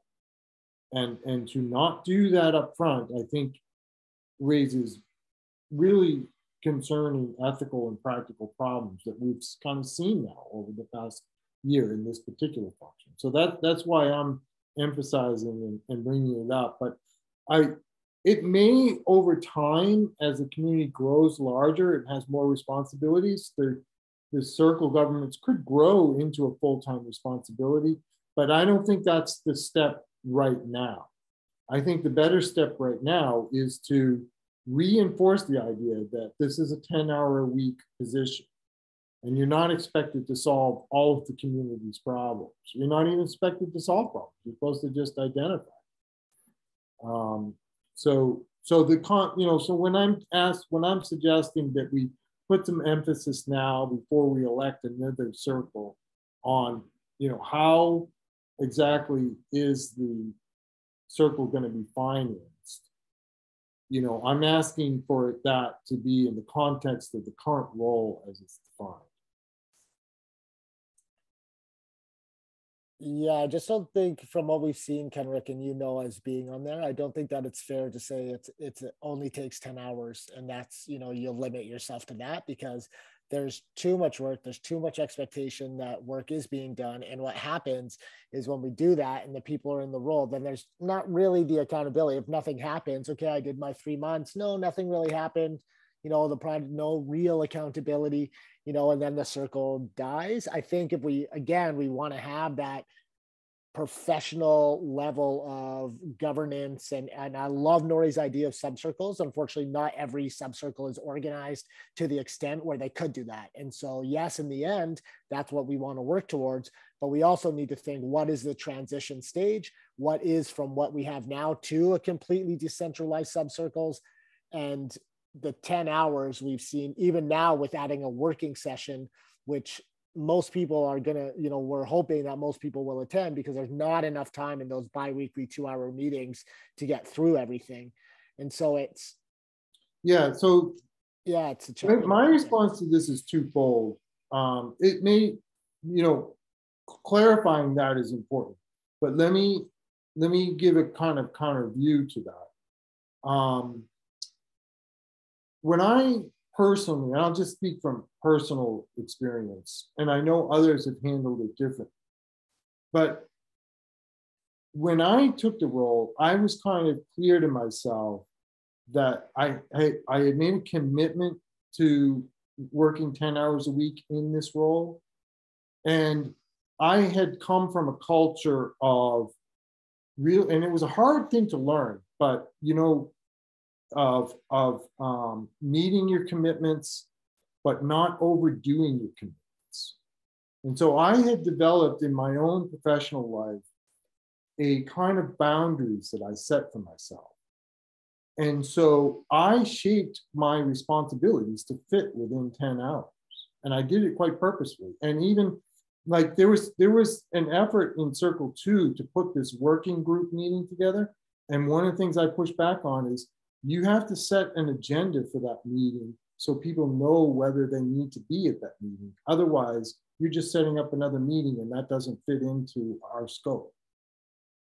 And so people also in this role, I mean, I'm saying this because I'm also seeing the danger of how people have kind of overexpanded the role and put a lot of pressure on themselves and the community and others in doing that. And it also goes to the formation of subcircles also because, you know, I think this is a really worthwhile issue. It's a way of decentralizing. It's a way of engaging community.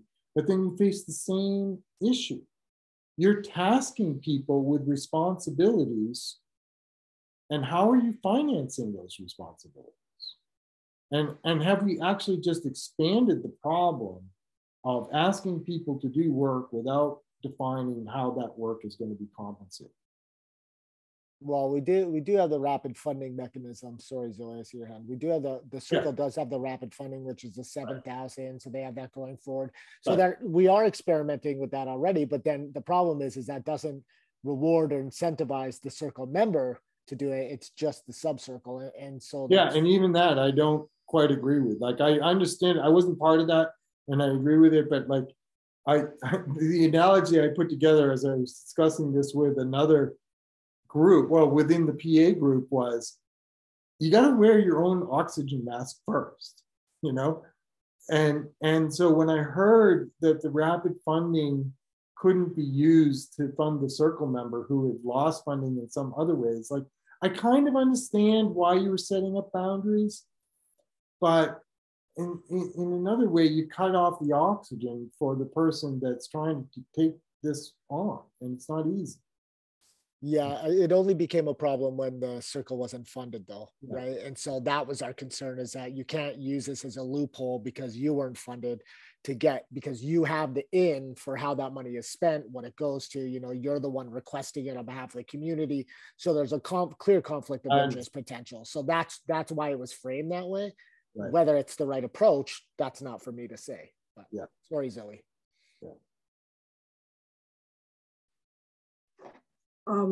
I feel like no, we don't have to completely define the roles. I completely disagree with that, because it's setting limitations and some expectations, and you will not attract professionals that you see as professionals. Especially if the funding is not guaranteed. But if you turn it around and instead let people who would like to do it get into it, if you open the gates, radical inclusivity, then people will come that are not necessarily professionals from the first sight, but are people who are really passionate and learn fast as fuck because they care.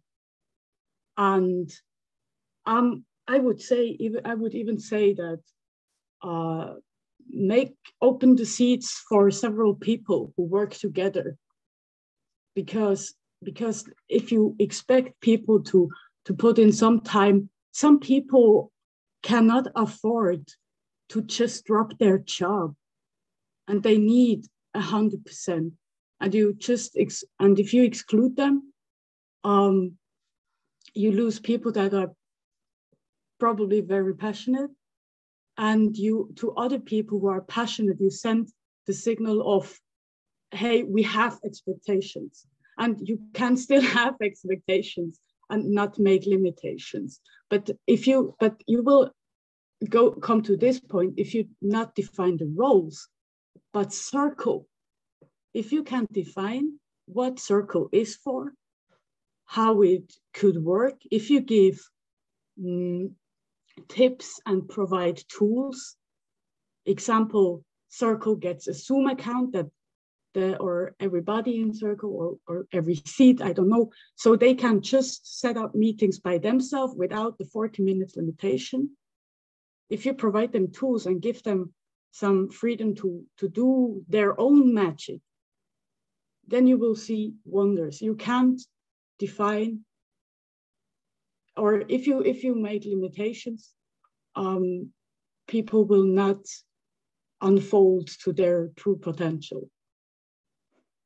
And yeah, so I think that making teams possible and letting them communicate the way they can communicate best, and also not defining those artificial roles, because I feel like they are, yeah, I mean, even in, nobody is a voter except for one period of time during each fund, or a CA, no, PA and stuff. You're just during some time period, but the people who are community members, they are passionate during the whole fund. And it doesn't matter whether they are a funded proposer, whether they have developed something or have a received. They don't even have to hold ADA. They could be too poor to hold ADA, or they could live in a country that doesn't allow them to hold crypto. And if you exclude them just because of that, you miss out on many great minds.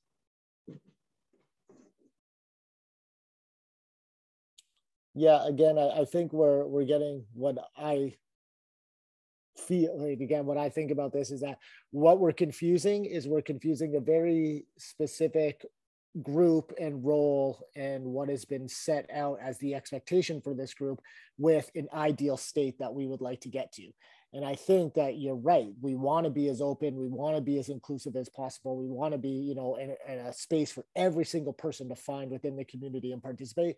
But what we're talking about is over long-term, a repeating of skills, repeating of commitment, repeating of, you know, participating in the community that takes a level of commitment and more than passion, takes remuneration, takes all of these things over time. And I think that's what we get. It's fine to look from, you know, coming in and out, or, oh, I'm really interested in this topic, so I'll help here. But it's on the days that other people don't want to work and it's hard and there's a slog that it still needs to get done, that is what is the hardest part to get people to participate in. But you can solve that with defining what circle is. If you define, hey, circle is a place where every community can, let's completely reinvent it. Let's say circle is the place where a community, I don't know, with the proof of community, I don't know, anything. We can work that details out later. But imagine if every community can send a representative during the whole fund into circle. So they do the voting themselves. The circle doesn't even have to establish the voting anymore, or anything. And then you define, okay, circle is the communication or the main communication gate to IoT. And they can make decisions or not, whatever the details, as said, can we figure out later. But you establish it as the communication bridge, not as centralization, but as a central point. And you let them prioritize problems.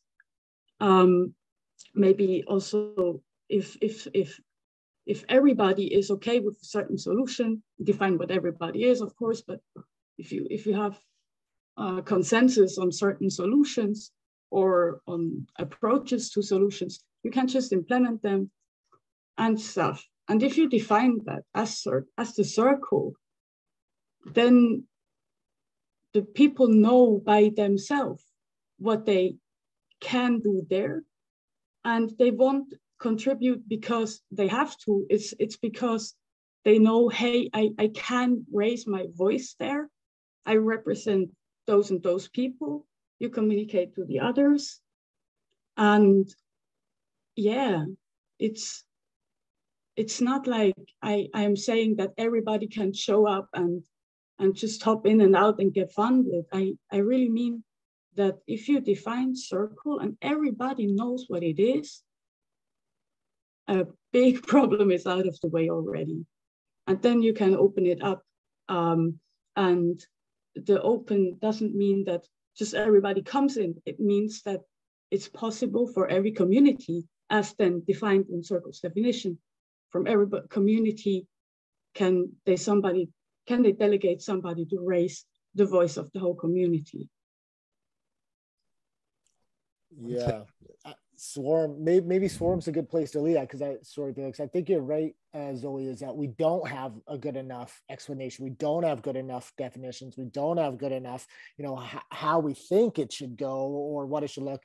The document, that blog that Felix shared, we've been repeating those lines since day one, right? We haven't upgraded, we haven't changed them or revise them to address any of the changes. And so I agree, we need to really we here need to come together to define those. But as Stephen says, is who is the we? Who is the community that does that? Should it be inside the circle that's dictating how they are organized and or is it from the broader community? But as Stephen points out, the community is really just a catch-all. It doesn't mean, really a set group to do it. And so maybe Swarm or someone, but again, then it's a different form of centralization. I think also in this regard, I definitely see the needs, but also to say, hey, it's really difficult to say what Circle is about, because even if we would have a document which explains exactly what Circle is about, most likely in 6 months, this isn't worth anything anymore. So the goal for me is not really to say, oh, okay, what is the circle? The circle is what the circle is right now. It's something totally different from what it was 4 months ago, and something totally different from what it was 1 year ago. And therefore, fortunately, also totally something different in the future perspective. The question, I think, is really important to ask then, what is the process which we take to make sure it becomes something else, but it's not getting worse, for example. Like we had a little bit now, right? To say, oh, okay, which process do we have in place where we can ensure there is an improved and evolving iteration of the circle itself? Because this is how Catalyst works itself, right? Say, which challenge is exactly do we try to tackle in Catalyst? Well, each funding round, another ones. And it's really great because it allows you to figure out, okay, which ones are really repeating ones, for example. We see now developer ecosystem, the challenge is a really important one. We have them since the very beginning, and we see what happens if we don't have the challenge. But we have a validator because we have this process in place on which we are able to experiment and see, okay. So then we can say, okay, now we are able to define something what is really important. We wouldn't have been able to define it 1 year ago when the whole thing started, but 1.5 years ago. For Circle, it's the same. I think so. Also because, no, that's mainly it. I shut up. Yeah, but if you, of course, the circle changes all the time, but I feel like the processes are that what changes, and the goal or the purpose is more or less the same. And if you can communicate the purpose, then you have a completely different, you have an understanding of it. And that doesn't mean that you have to put a document or something. It just means that the purpose is clear. And for me, one clear purpose is that it's a possibility for communities to be able to deposit their problems and then have a person that speaks up about those problems in a space that is provided for bringing up problems. And that's already something very great. All I'm saying is that if you define the roles and the seats top down, some gateways close that nobody knew they would be there. And that's all I'm saying about these seats. Okay, I said much more too, but that's in a nutshell.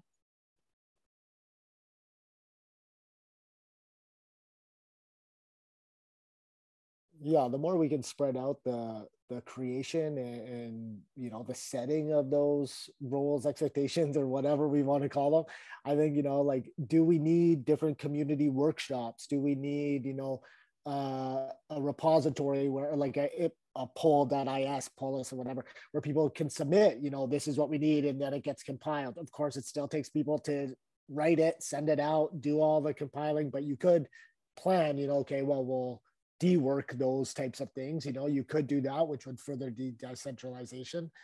But I think we have to get that work started, because for all the things that's always said and what we've heard today is that I think because we go around in circles and we don't really talk about, you know, if we talk about it, we don't necessarily document it and then return to it next time to say, okay, are we still on this page? So it's almost like every time we repeat the cycle and the process, and then every time, or a lot of the time, we get a different result. And then, so yeah, even if we're doing the same thing, because we're not tracking and you know, reporting, for lack, I know those are terrible terms in many ways, but you know, we're not doing it in a appropriate manner to this day. I wonder how much that's contributed to the same redundancy of facing the same problems all the time.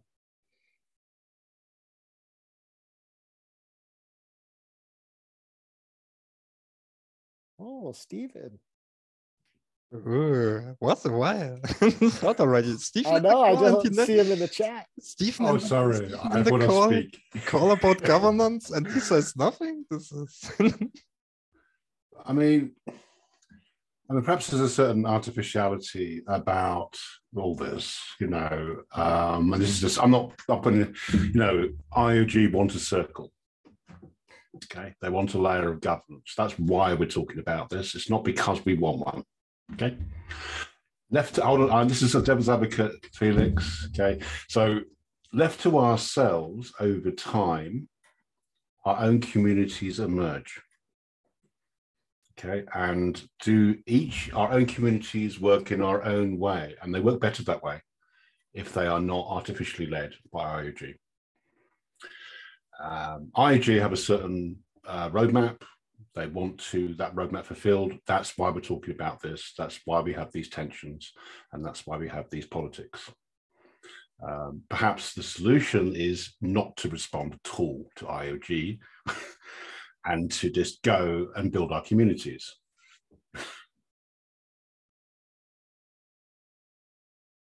Some about the short history about the Catalyst Circuit. Before Catalyst Circle version 1 even started, the whole thing was initiated by, there you're right, by IHK together with Governance Alive. But since the beginning, this was the same time when, you remember, Stephen, when we set up the first Catalyst Alliance in this time as well, because we saw this need, we need people from our community able to communicate our needs to IHK. And when the circle came up, this was really I can remember the time that for us was, wow, fuck, this is a huge achievement. Hey, we are going into the right direction. And there was pushback against Circle, but only about how Governance Alive set it up. There wasn't pushback against Circle in the beginning. And you can remember back, a lot of very different people have fully supported Catalyst Circle and began said, no, we want it and we need this. I just feel that, you know, a kind of glorious mistake has been made. And it's kind of like had a good result in a sense that it's made the community or different communities think about themselves more. Yeah. And so why do we need a circle? I just don't understand. Sorry. So there are now, in a sense, you may have needed a circle. I agree. And we go back to the, you know, I remember all the kind of beginning, all the mess with Governance Alive and, you know, sorting out, remember the proposal that we put in late and and you know, these crazy things, you know, and but I think it's about maturity, you know, and time as well, time and space, you know. Eastern Town Hall are doing their thing. They're coming along wonderfully. So are Latin America, Pacific, climate change, you know. And these communities need space and their own time and their own rules to develop, okay? I think it's actually becoming unhelpful to be led by IOG on this. You know, it's what I'm starting to think. And also it's broader than Catalyst, and it should be broader than Catalyst. It should go out to, you know, our friend Carl and Rick McCracken and our friend Seb, you know. Why not? Yeah, let's broaden it out. Okay, let's stop being led by IOG on this. I think there's a couple of things happening though, because I totally agree with you, Stephen, about communities and autonomy and doing what we do. But I think at one end, we have this thing where in the future, the community, however we define that, should have the ability to decide all of the parameters for Cardano, not just Catalyst. Like what's the D value, what's the K value, how does protocol changes enact? And we're moving from this kind of Catalyst experiment to that. And that's why I think these governance experiments are important, because just some random community stuff will never, I don't think, get us to the maturity and the organizational capacity to actually effectively make changes to the blockchain itself. No, I agree. And I think IOG that's what they need. You know, they need this kind of intermediary with the community, don't they? And I think from American history, isn't there the Constitutional Convention or something like that, or a kind of delegation? Yeah, maybe that's the solution. It's not to, rather than build something artificial where you're trying to say to the community, you know, build a government, which may be a kind of, in a sense, coercion them a little bit. Let the communities build. When IOG want someone for their technical council to talk to, they invite delegates. Why not? Okay, if you invite a delegate, okay, then look at the DREPs. Then you have a certain, you're not pre and prescriptive, you're just asking the various areas of the community, and I mean outside of Catalyst as well, across the wider Cardano community, you know, to come forward and then you can, you know, then it becomes an issue of who is capable, who has a coherent voice, who can be trusted to make a decision on the K value or whatever. And I think that's the way forward. The way forward is not to be prescriptive. It's being artificially pushed by IOG because IOG want a bicameral system. I think in the first way they want it because they are in the same struggle as us, right? For them, transition of power is a milestone on their agenda, which weighs heavy on everybody on IOHK, right? And when it comes to transition of power and they say, hey, shit, nobody knows how this actually fucking need to look like. They need the community support. They need the community interaction, and they need to set up first pilots for them as well to figure out, okay, what actually needs to happen in order to transfer power from an entity to the community. And Catalyst Circle is the first idea for this, right? Yeah. It's not much else than that. It's one part on this roadmap of, hey, transition of power. How does this actually look like in reality? And for them, it's as uncomfortable as for us, I think. They don't want to see it die. They say, hey, this is actually the only thing which they have set up so far in this regard, which maintains and which moves on, right? And they count on the community there. And they are not stupid anyway. They know that all of those people are not rewarded at all, right? Yeah. And it's not fair also, I think, to put IOHK into a position to say, I totally understand your concern and I most agree with all, but just that the kind of way we communicate stuff like this, they are not our enemies. They have very same goals as we have. And a lot of our friends are working in IOHK. A lot of people who started as community members and who still work for the same thing, just for just yeah, under another I'm brand, actually, right? I mean, as you know, Fitz, I'm just talking about members of IOGK. This is not the whole of IOGK, who want Circle as the bicameral, as the participant in the bicameral system. and that's not the whole of IOG.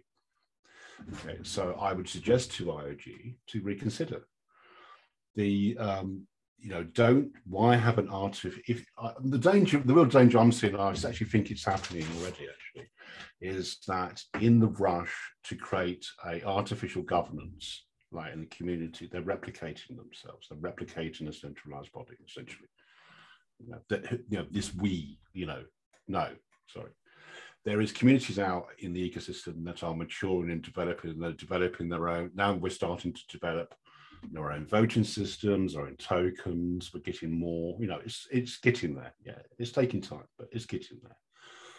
So I think the delegate approach, for example, that model, I know we need to do some testing on that, is a better model because it doesn't push out an artificial layer. And in pushing out the artificial layer, I think that's what's happening. They're replicating themselves. It's centralized. It's not decentralizing. It's not representative even.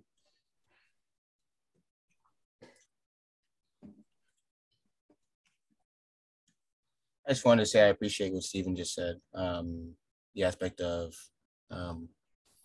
IOG effectively, whether it's explicit, intended or not, replicating what they do in their community, which might be detrimental potentially,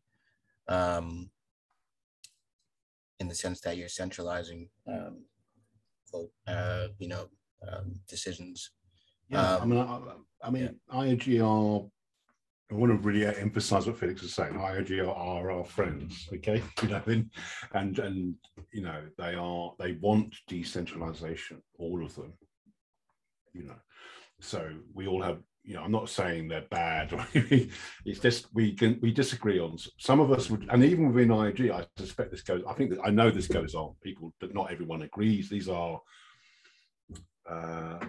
difficult issues, aren't they? So. Right. And I think that I'm obviously probably the newest. I don't know, or I'm pretty new still.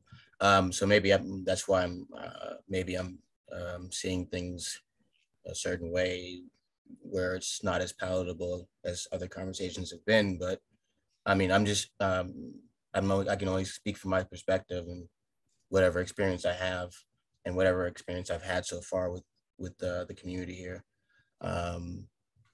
And so, I mean, my concern is that as well as that's why I think I did write it earlier in the chat about having a sort of compass of decentralization with each step might be prudent at least. So you have some sort of principles, or if it's I said guideline maybe, I don't know, or even just like a values statement or something like that that's kind of a reminder of how you should be going about and what the goal is, versus anything that's too explicit or restrictive,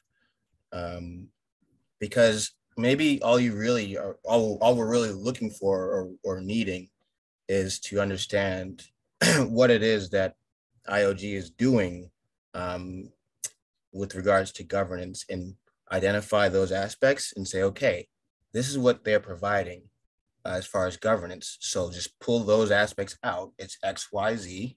Okay, so we need to have these engendered in, the circles, and make sure that these are what's being pushed forward. It doesn't have to be anything too specific, however. You don't have to have any parameters that would that might exclude certain people or might discourage one or another from wanting to participate. It's just saying, hey, this is the value statement, or these are the principles, the governing principles, if you will, and say this is what we want to keep in mind with each step. And other than that, have at it. Be a community, be natural and organic, but don't limit yourself too much. Just understand that you want to have these goals in mind, or these principles in mind. Yeah, that echoes some of my experience, and again, this is just my personal point of view. Is sometimes get frustrated about how things have become overcomplicated. Originally, Circle was just supposed to raise 2 problems, okay, and address them. Okay, that was it. Okay, and it's become something, a monster, frankly. And then later on in Circle 2, which I was a part of, and there was some withdrawal from that, there was a suggestion of a parameters pilot. But this echoes back this, what I think Norrie referred to as the reason why there should be a circle at all, which is to deal with, a body in the community that can deal with a technical council to have representation on parameter changes in catalysts. This is, but ultimately, if we get into Voltaire, the ambition is to make that Cardano as well. Yeah. And even that has got overcomplicated because that was put to one side and we went into the DREP thing, but maybe so this is sometimes about communication. And again, I'm not going to be critical. It's sometimes about realizing that, people aren't ready to do certain things.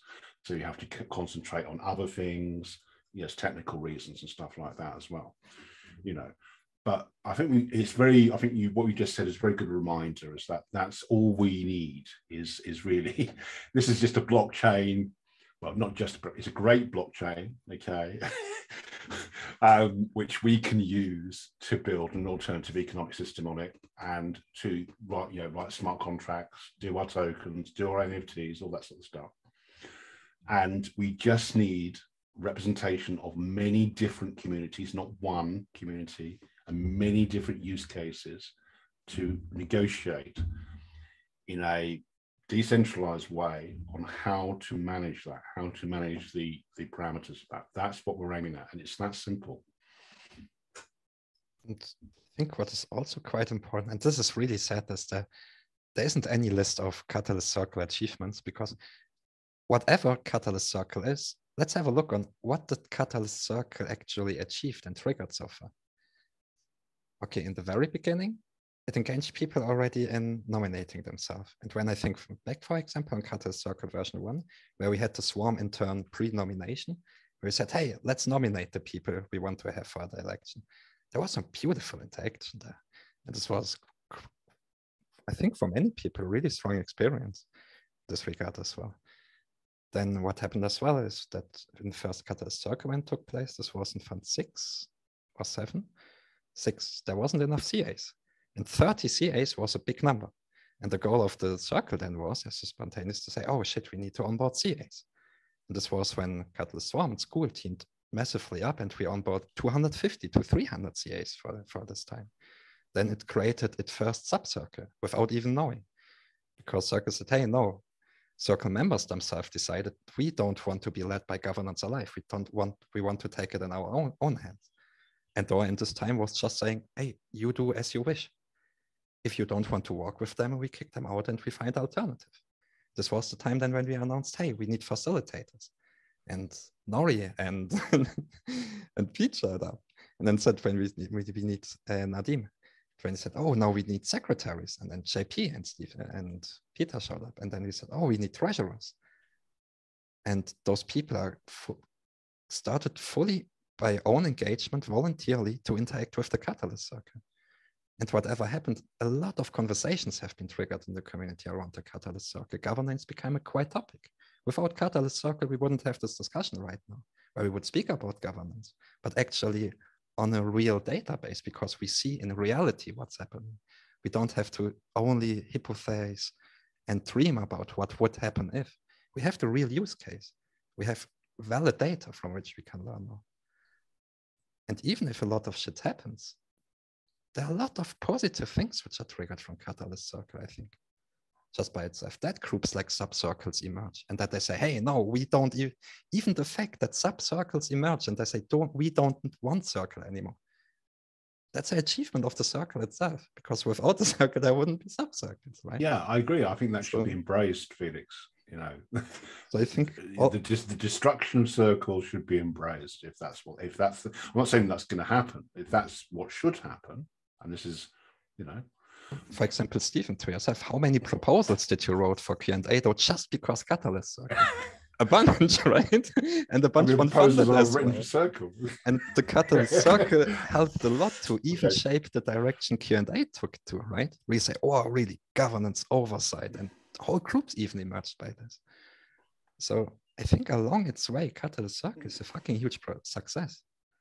Because no, but it needs to be, and I think the sense I get also from particularly the last 6 months of the community is that this needs to be opened up massively, and it's far. There's still a perception that it's a small group of people who are involved in governance, even in Circle or and around that, Because it's governance. The fact is, governance is not sexy. It's not an NFT. There is a problem there that not. I mean, if you look at anything that we've tried to get people involved in governance, it's always going to be a minority of people. I get that, and so at most maybe 10% if we're lucky, and that's probably excessive. It's probably going to be more like 1% as we scale, and but that's still a lot of people that we don't have involved. If you think of the potential users of ADA, and all that, it could be in the I don't know the figures, but maybe in the sort of tens of thousands or so. So it's far too narrow what we're doing here, far too narrow, and it's that pressure is going to break somehow. I think it's already bursting out in certain areas, and I think we need to embrace that more, really, and rather than create artificial patches or solutions to things. Much agree. And just thinking back, for example, to Catalyst Circle version 4, I think when looking on it, this is a scenario you really want when exploring governance. Let's say general ADA holder, 2 representatives. Both of them, whether can we say, what the fuck? Well, right. So I think also with our failures, I much agree with you, Stephen, we should embrace it. And we should not try, because I think this is a thing where I'm kind of not agree at all with IHK, always promote the nice and raw side of the things, right? It should be aware that, hey, this is a fucking dirty and difficult topic, right? And and also, I mean, I say to everyone who disagrees with me, I love you. It's kind of like, we need disagreement. Okay, we need. I think you referred to as Nori as counterfactuals or something like that. If we all agree, then you become complacent. And you kind of you have to. And there's many different ways of doing things. And so that's another problem I have with Circle, actually, is because it isn't the solution. There isn't one solution. So there needs to be other solutions as well. So.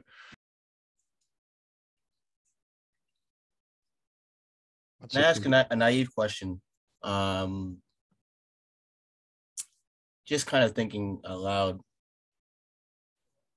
The community at some point is probably going to grow exponentially, probably sometime in the next, 6 months to a year.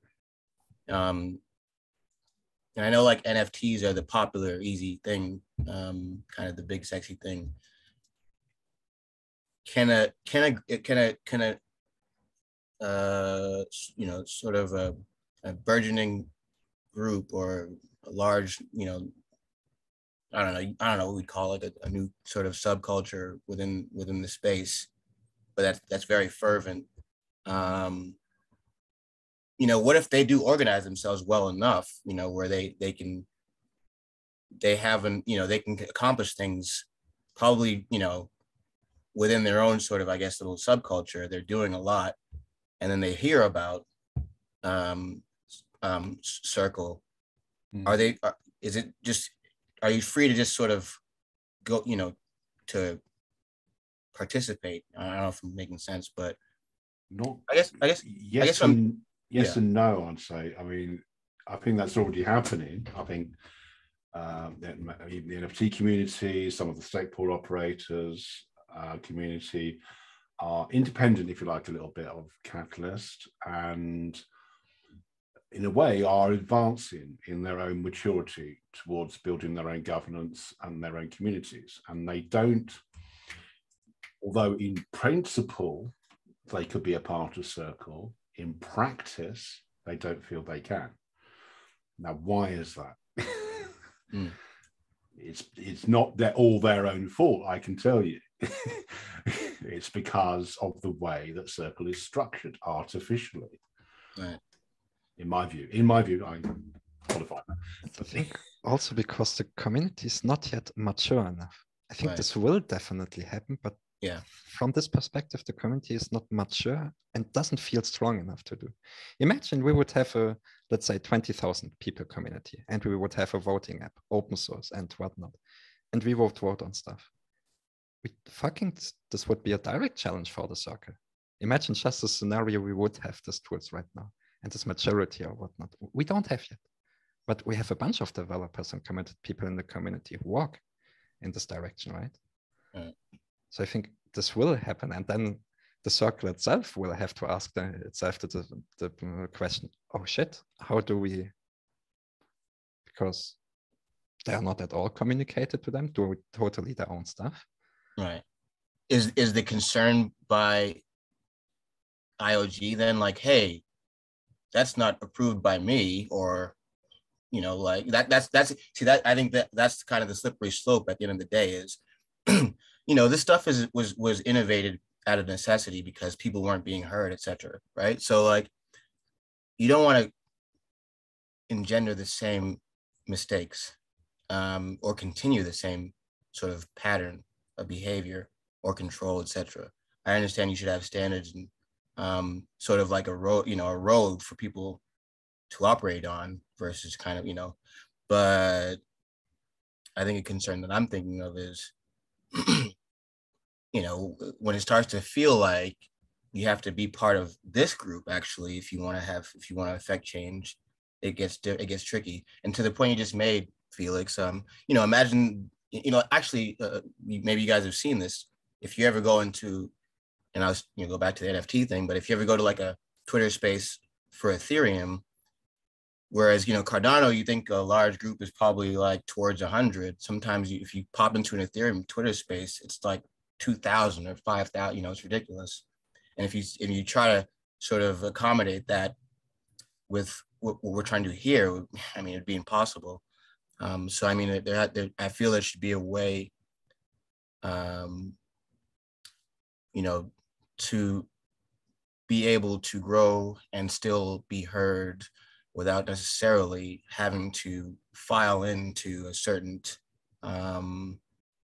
process or having to check in with this group or that group first. Maybe if it's just like, no, it's out there. And if you want to get some additional funding for whatever you got going on, you form your group, you guys can access X, Y, or Z and you can participate, but you don't have to. And you can definitely do it on your own. It's open source, right? So people you'll probably find that people will just start developing things without checking in, so to speak. So I don't know. I just think that, again, I'm trying to operate from the space of, quote, being open and allowing sort of innovation and development and growth to happen more naturally than trying to fit a paradigm. When I think of, actually, not to go on, and I'm gonna really shut up, but I'll just say I'm thinking of the regulation that's coming along that was presented by Loomis and I'm forgetting the other one's name. When I skim it, it still feels like trying to fit a square peg into a round hole versus understanding like, no, the hole's going to change. If you try to artificially make something, what it wasn't intended to be, it'll just innovate around you again. You know what I mean? So that's how I feel like this governance might be going. All right, a little winded, sorry about that.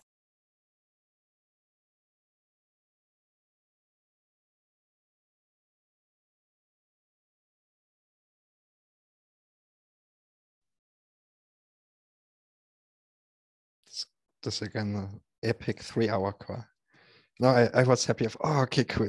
Let's record the thing so we can get a video, we can send it out. Maybe more people get understanding of Catalyst Circle and whatnot. You just can't afford the bounty feelings. Exactly. Already, who the fuck will timestamp this video? And then who the fuck will watch through it? Okay. Oh my god. Oh, this is such a nice conversation. Thanks a lot, everyone. And I think there needs to happen much more discussions and conversations like this, to be honest. I hope I'm not coming off any sort of way to anybody. No, not at all. You're very great, well man. spoken. Yeah, very well spoken. I would like, leaving this meeting to think about, what we as individuals can take away to start moving the yardstick, so to speak.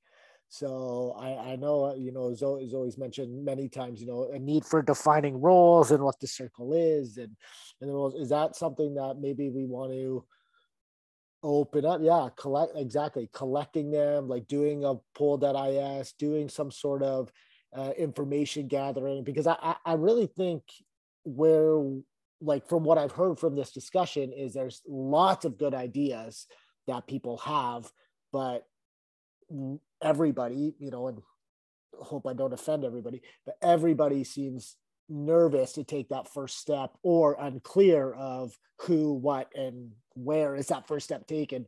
So maybe we could just, as Swarm, agree to maybe collect ideas, or maybe we could discuss now how we operationalize some of these first steps, because I think it would be nice to leave this meeting with some sort of direction, rather than, okay, we had that great conversation, great flow of ideas, we don't want it just to dissipate. Much agree. And just before Curtis, you raised your hand. I didn't want, it didn't quite align with JP's topic, so I switched, but there was one observation I've seen participating in a few projects. I work with SnapRelay as one of them, and Gimbal Labs, quite a few others. But I liked, there was a previous comment about representation from these larger projects that have developed their own form of internal governance, and how their community is being managed, and contributing to the broad scale conversation of Cardano governance. I'm finding there's a lack of that participation, and it's one of the biggest reasons I see is because the amount of commitment that they have to participate in that conversation is quite difficult, right? This kind of also comes back from when JP was saying full-time job. I completely agree. I've been here kind of lurking around for about 1.5 years now, and it's a full-time job just to follow along the conversation. It's absolutely required. But from these other projects that are building their own form of governance to contribute to this conversation, I think would be beneficial, and maybe help drive the metrics of what is observed and what is measured to see if it's doing well, or how we can improve. But for them to participate in that conversation, it requires a lot of commitment from them when they're already doing so much, for their own project. So what could be that interface to get that form of communication between large projects and what's going on in Catalyst in a much more quicker to the point way, if possible? I can quickly just answer that, because is it SnapRilla or Snapzilla? Sorry, the Community Governance Oversight are actually working with Wolfram, SnapZip, SnapRilla now on a research project for DREPs. So I think we need more of that, where, as you say, people who are on large projects, who are working on quite well mature and well advanced governance projects, need to interface a lot more with your more community research projects, like Community Governance Oversight, for example. Also, UTA is doing something in the DREP Oversight Challenge as well, and there's opportunities there.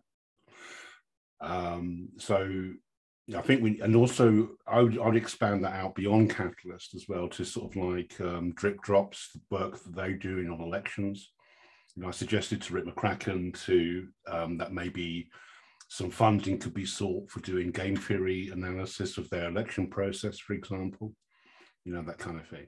So more crossovers between the community and academic research as well, and big projects. Sorry, Ray. Shortly to this, one immediate next step could be, it was decided on last Thursday by Catalyst Circle to make the Catalyst Circle meetings themselves public. Means those will be public calls and everybody can join. The difference is it's a mix between what we use usually in Zoom and what is happening on how Twitter is used. You have speakers. So the circle reps will have a speaker role. Everybody else is muted, but can act already. Raise their hand, for example, and okay, this is a format we have to figure out. But one idea could be, for example, then to say, oh, okay, there's a circle agenda where circle works on its stuff. But there could be also time then where you say, okay, let's bring some folks like ADAO or Consensus or whatnot, projects which work already on solutions. Let's bring them there and provide a little bit, hey, what are you doing? Let's listen to them. Let's listen to the community who already built some solution. And this could be a thing maybe which would be effective. It's a first step. It's not a total perfect solution, but maybe a good next step. I just put a link in, and this is just because, again, I'm call me green or whatever, but one of the here's a project Wi-Fi. Maybe you guys are familiar, maybe not, but they had some voting for governance as far as how the token can be utilized in different ways and making decisions about like emissions and various other things. But I think they're an example of, they got it, they got it together pretty, I guess, efficiently, effective communication amongst the community, I'd say pretty active community. And they've had, already had elections for some decisions regarding the token. I think that, maybe there's somebody who we could, Stephen Ward is, I believe his name, is the founder there. I can see if he'd be willing to speak to his experience as far as putting something like that together, and if he'd want to come in and talk about it. But other than that, I just think that's a good reference point of one project that I know. I think it's the only one that I personally know that did some voting and has some governance kind of going on. Although he catches a lot of heat for other reasons. But I still think that it's pretty credible job for his small team putting together a pretty robust community and already having gone through a few voting initiatives. But anyways, just want to throw that out there, that it is out there, and it's pretty cool to see. And if you see the platform, very elegant, easy to understand. You don't need to be a specialist of any sort. You go in there and it's pretty straightforward. You see the governance tab, click in there and you see what the voting was about. It's pretty cool that you can see, everybody's what they cast. It shows the wallets and what they cast for their votes and how much ADA they were holding, etc. Pretty cool stuff, but I want to throw that out there.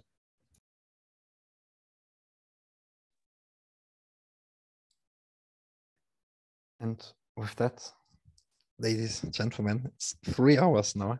Let's maybe let's give it a nail and say, okay, that's a weekend. It's Saturday. Yeah, I think maybe we can, if I could suggest that in maybe the Swarm channel, we begin collecting questions that we want to pose to the community to help elucidate some of these, so we're not doing all the heavy lifting. Like if what I'm hearing here is we want to outsource, get the communities, maximize their brains as much as possible to contribute. So we're not doing it and dictating, then let's put some, something together, at least as a starting point to say, okay, we're sharing this. Like Rocky brought up a good point with, there's all these other groups, or maybe, sorry, it was Curtis, we share this product with these groups. Be like, hey, this is what we're thinking. What are we missing? What are you doing that's not included? And then we compile it. We do a you know, of course I'm talking in government speak, what we do, what we heard report, and, you know, we list, you know, these, we had X amount of focused on this issue, we break it down, we pair into different, like we start clumping into different groups, categorizing, and then we say, okay, you know, here's the main areas that we're looking at, here are the suggestions, and then those are things we consider putting to a vote. Like if we start, at least we're doing something and we're trying, you know, because I think right now there is that fear of everybody has good ideas, nobody, or it's very hard to take that first step, not nobody, but it's very hard for anybody to take that first step. So maybe as a collective, if we agree to put some effort into that, it would at least support, you know, the bigger endeavors that we're trying to achieve. Definitely agree with this. Maybe the first point could be that we identify, like you said, top topics. We can easily set up our own channel for each of them. And another idea would be then when we have the top topics, let's say, for example, Catalyst Circle version 4 election, Circle remuneration is another point. How do we want rewarding? Then what would be a third one? I think maybe a Catalyst Circle general brainstorming would be just amazing. To say, hey, what is it actually? What was it? What did it become? What do we want to have it become? And another idea was as well, we had this already in the last Catalyst Circle meeting on Thursday. I proposed the idea to say, hey, why not setting up an after town hall only for Circle, for governance, extreme short town hall, just in half an hour, directly into breakout rooms by the same topics then maybe, which we defined for the channels as well. And this we can coordinate across the global town halls as well. Say LATAM, Eastern Africa, let's do it together. We track the process, say, okay, which outcomes do we have, from where, bring them together on a place. Therefore, maybe the channels, we can set additional ones as well. We can coordinate the stuff over DWOC. And from there, simply having already the income stream, which definitely is needed so much just to give it some direction. Well, that's it. And to date, all that work has been done voluntarily, right? So yes, it's about making sure that it's done in a way that is beneficial. Sorry, Zoe. No worries. What about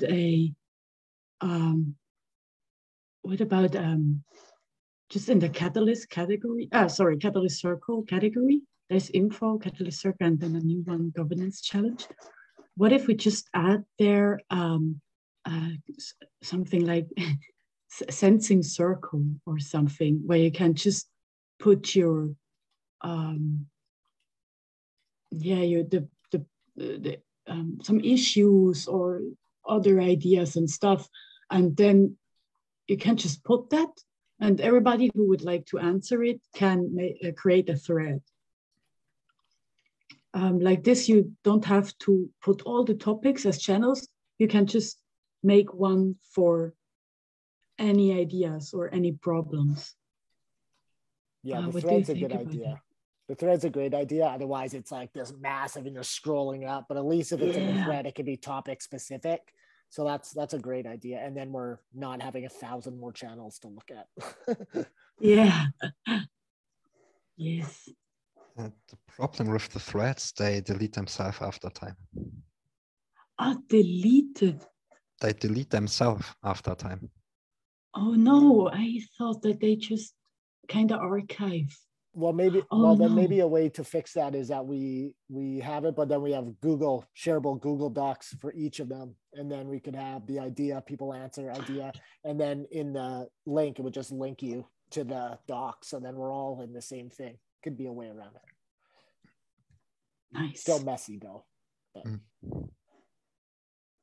I just recently discovered the Cardano forums. Is that not a tool that is used in Catalyst? Just curious. It's used, but not that much in Catalyst. But we can definitely use it, yes.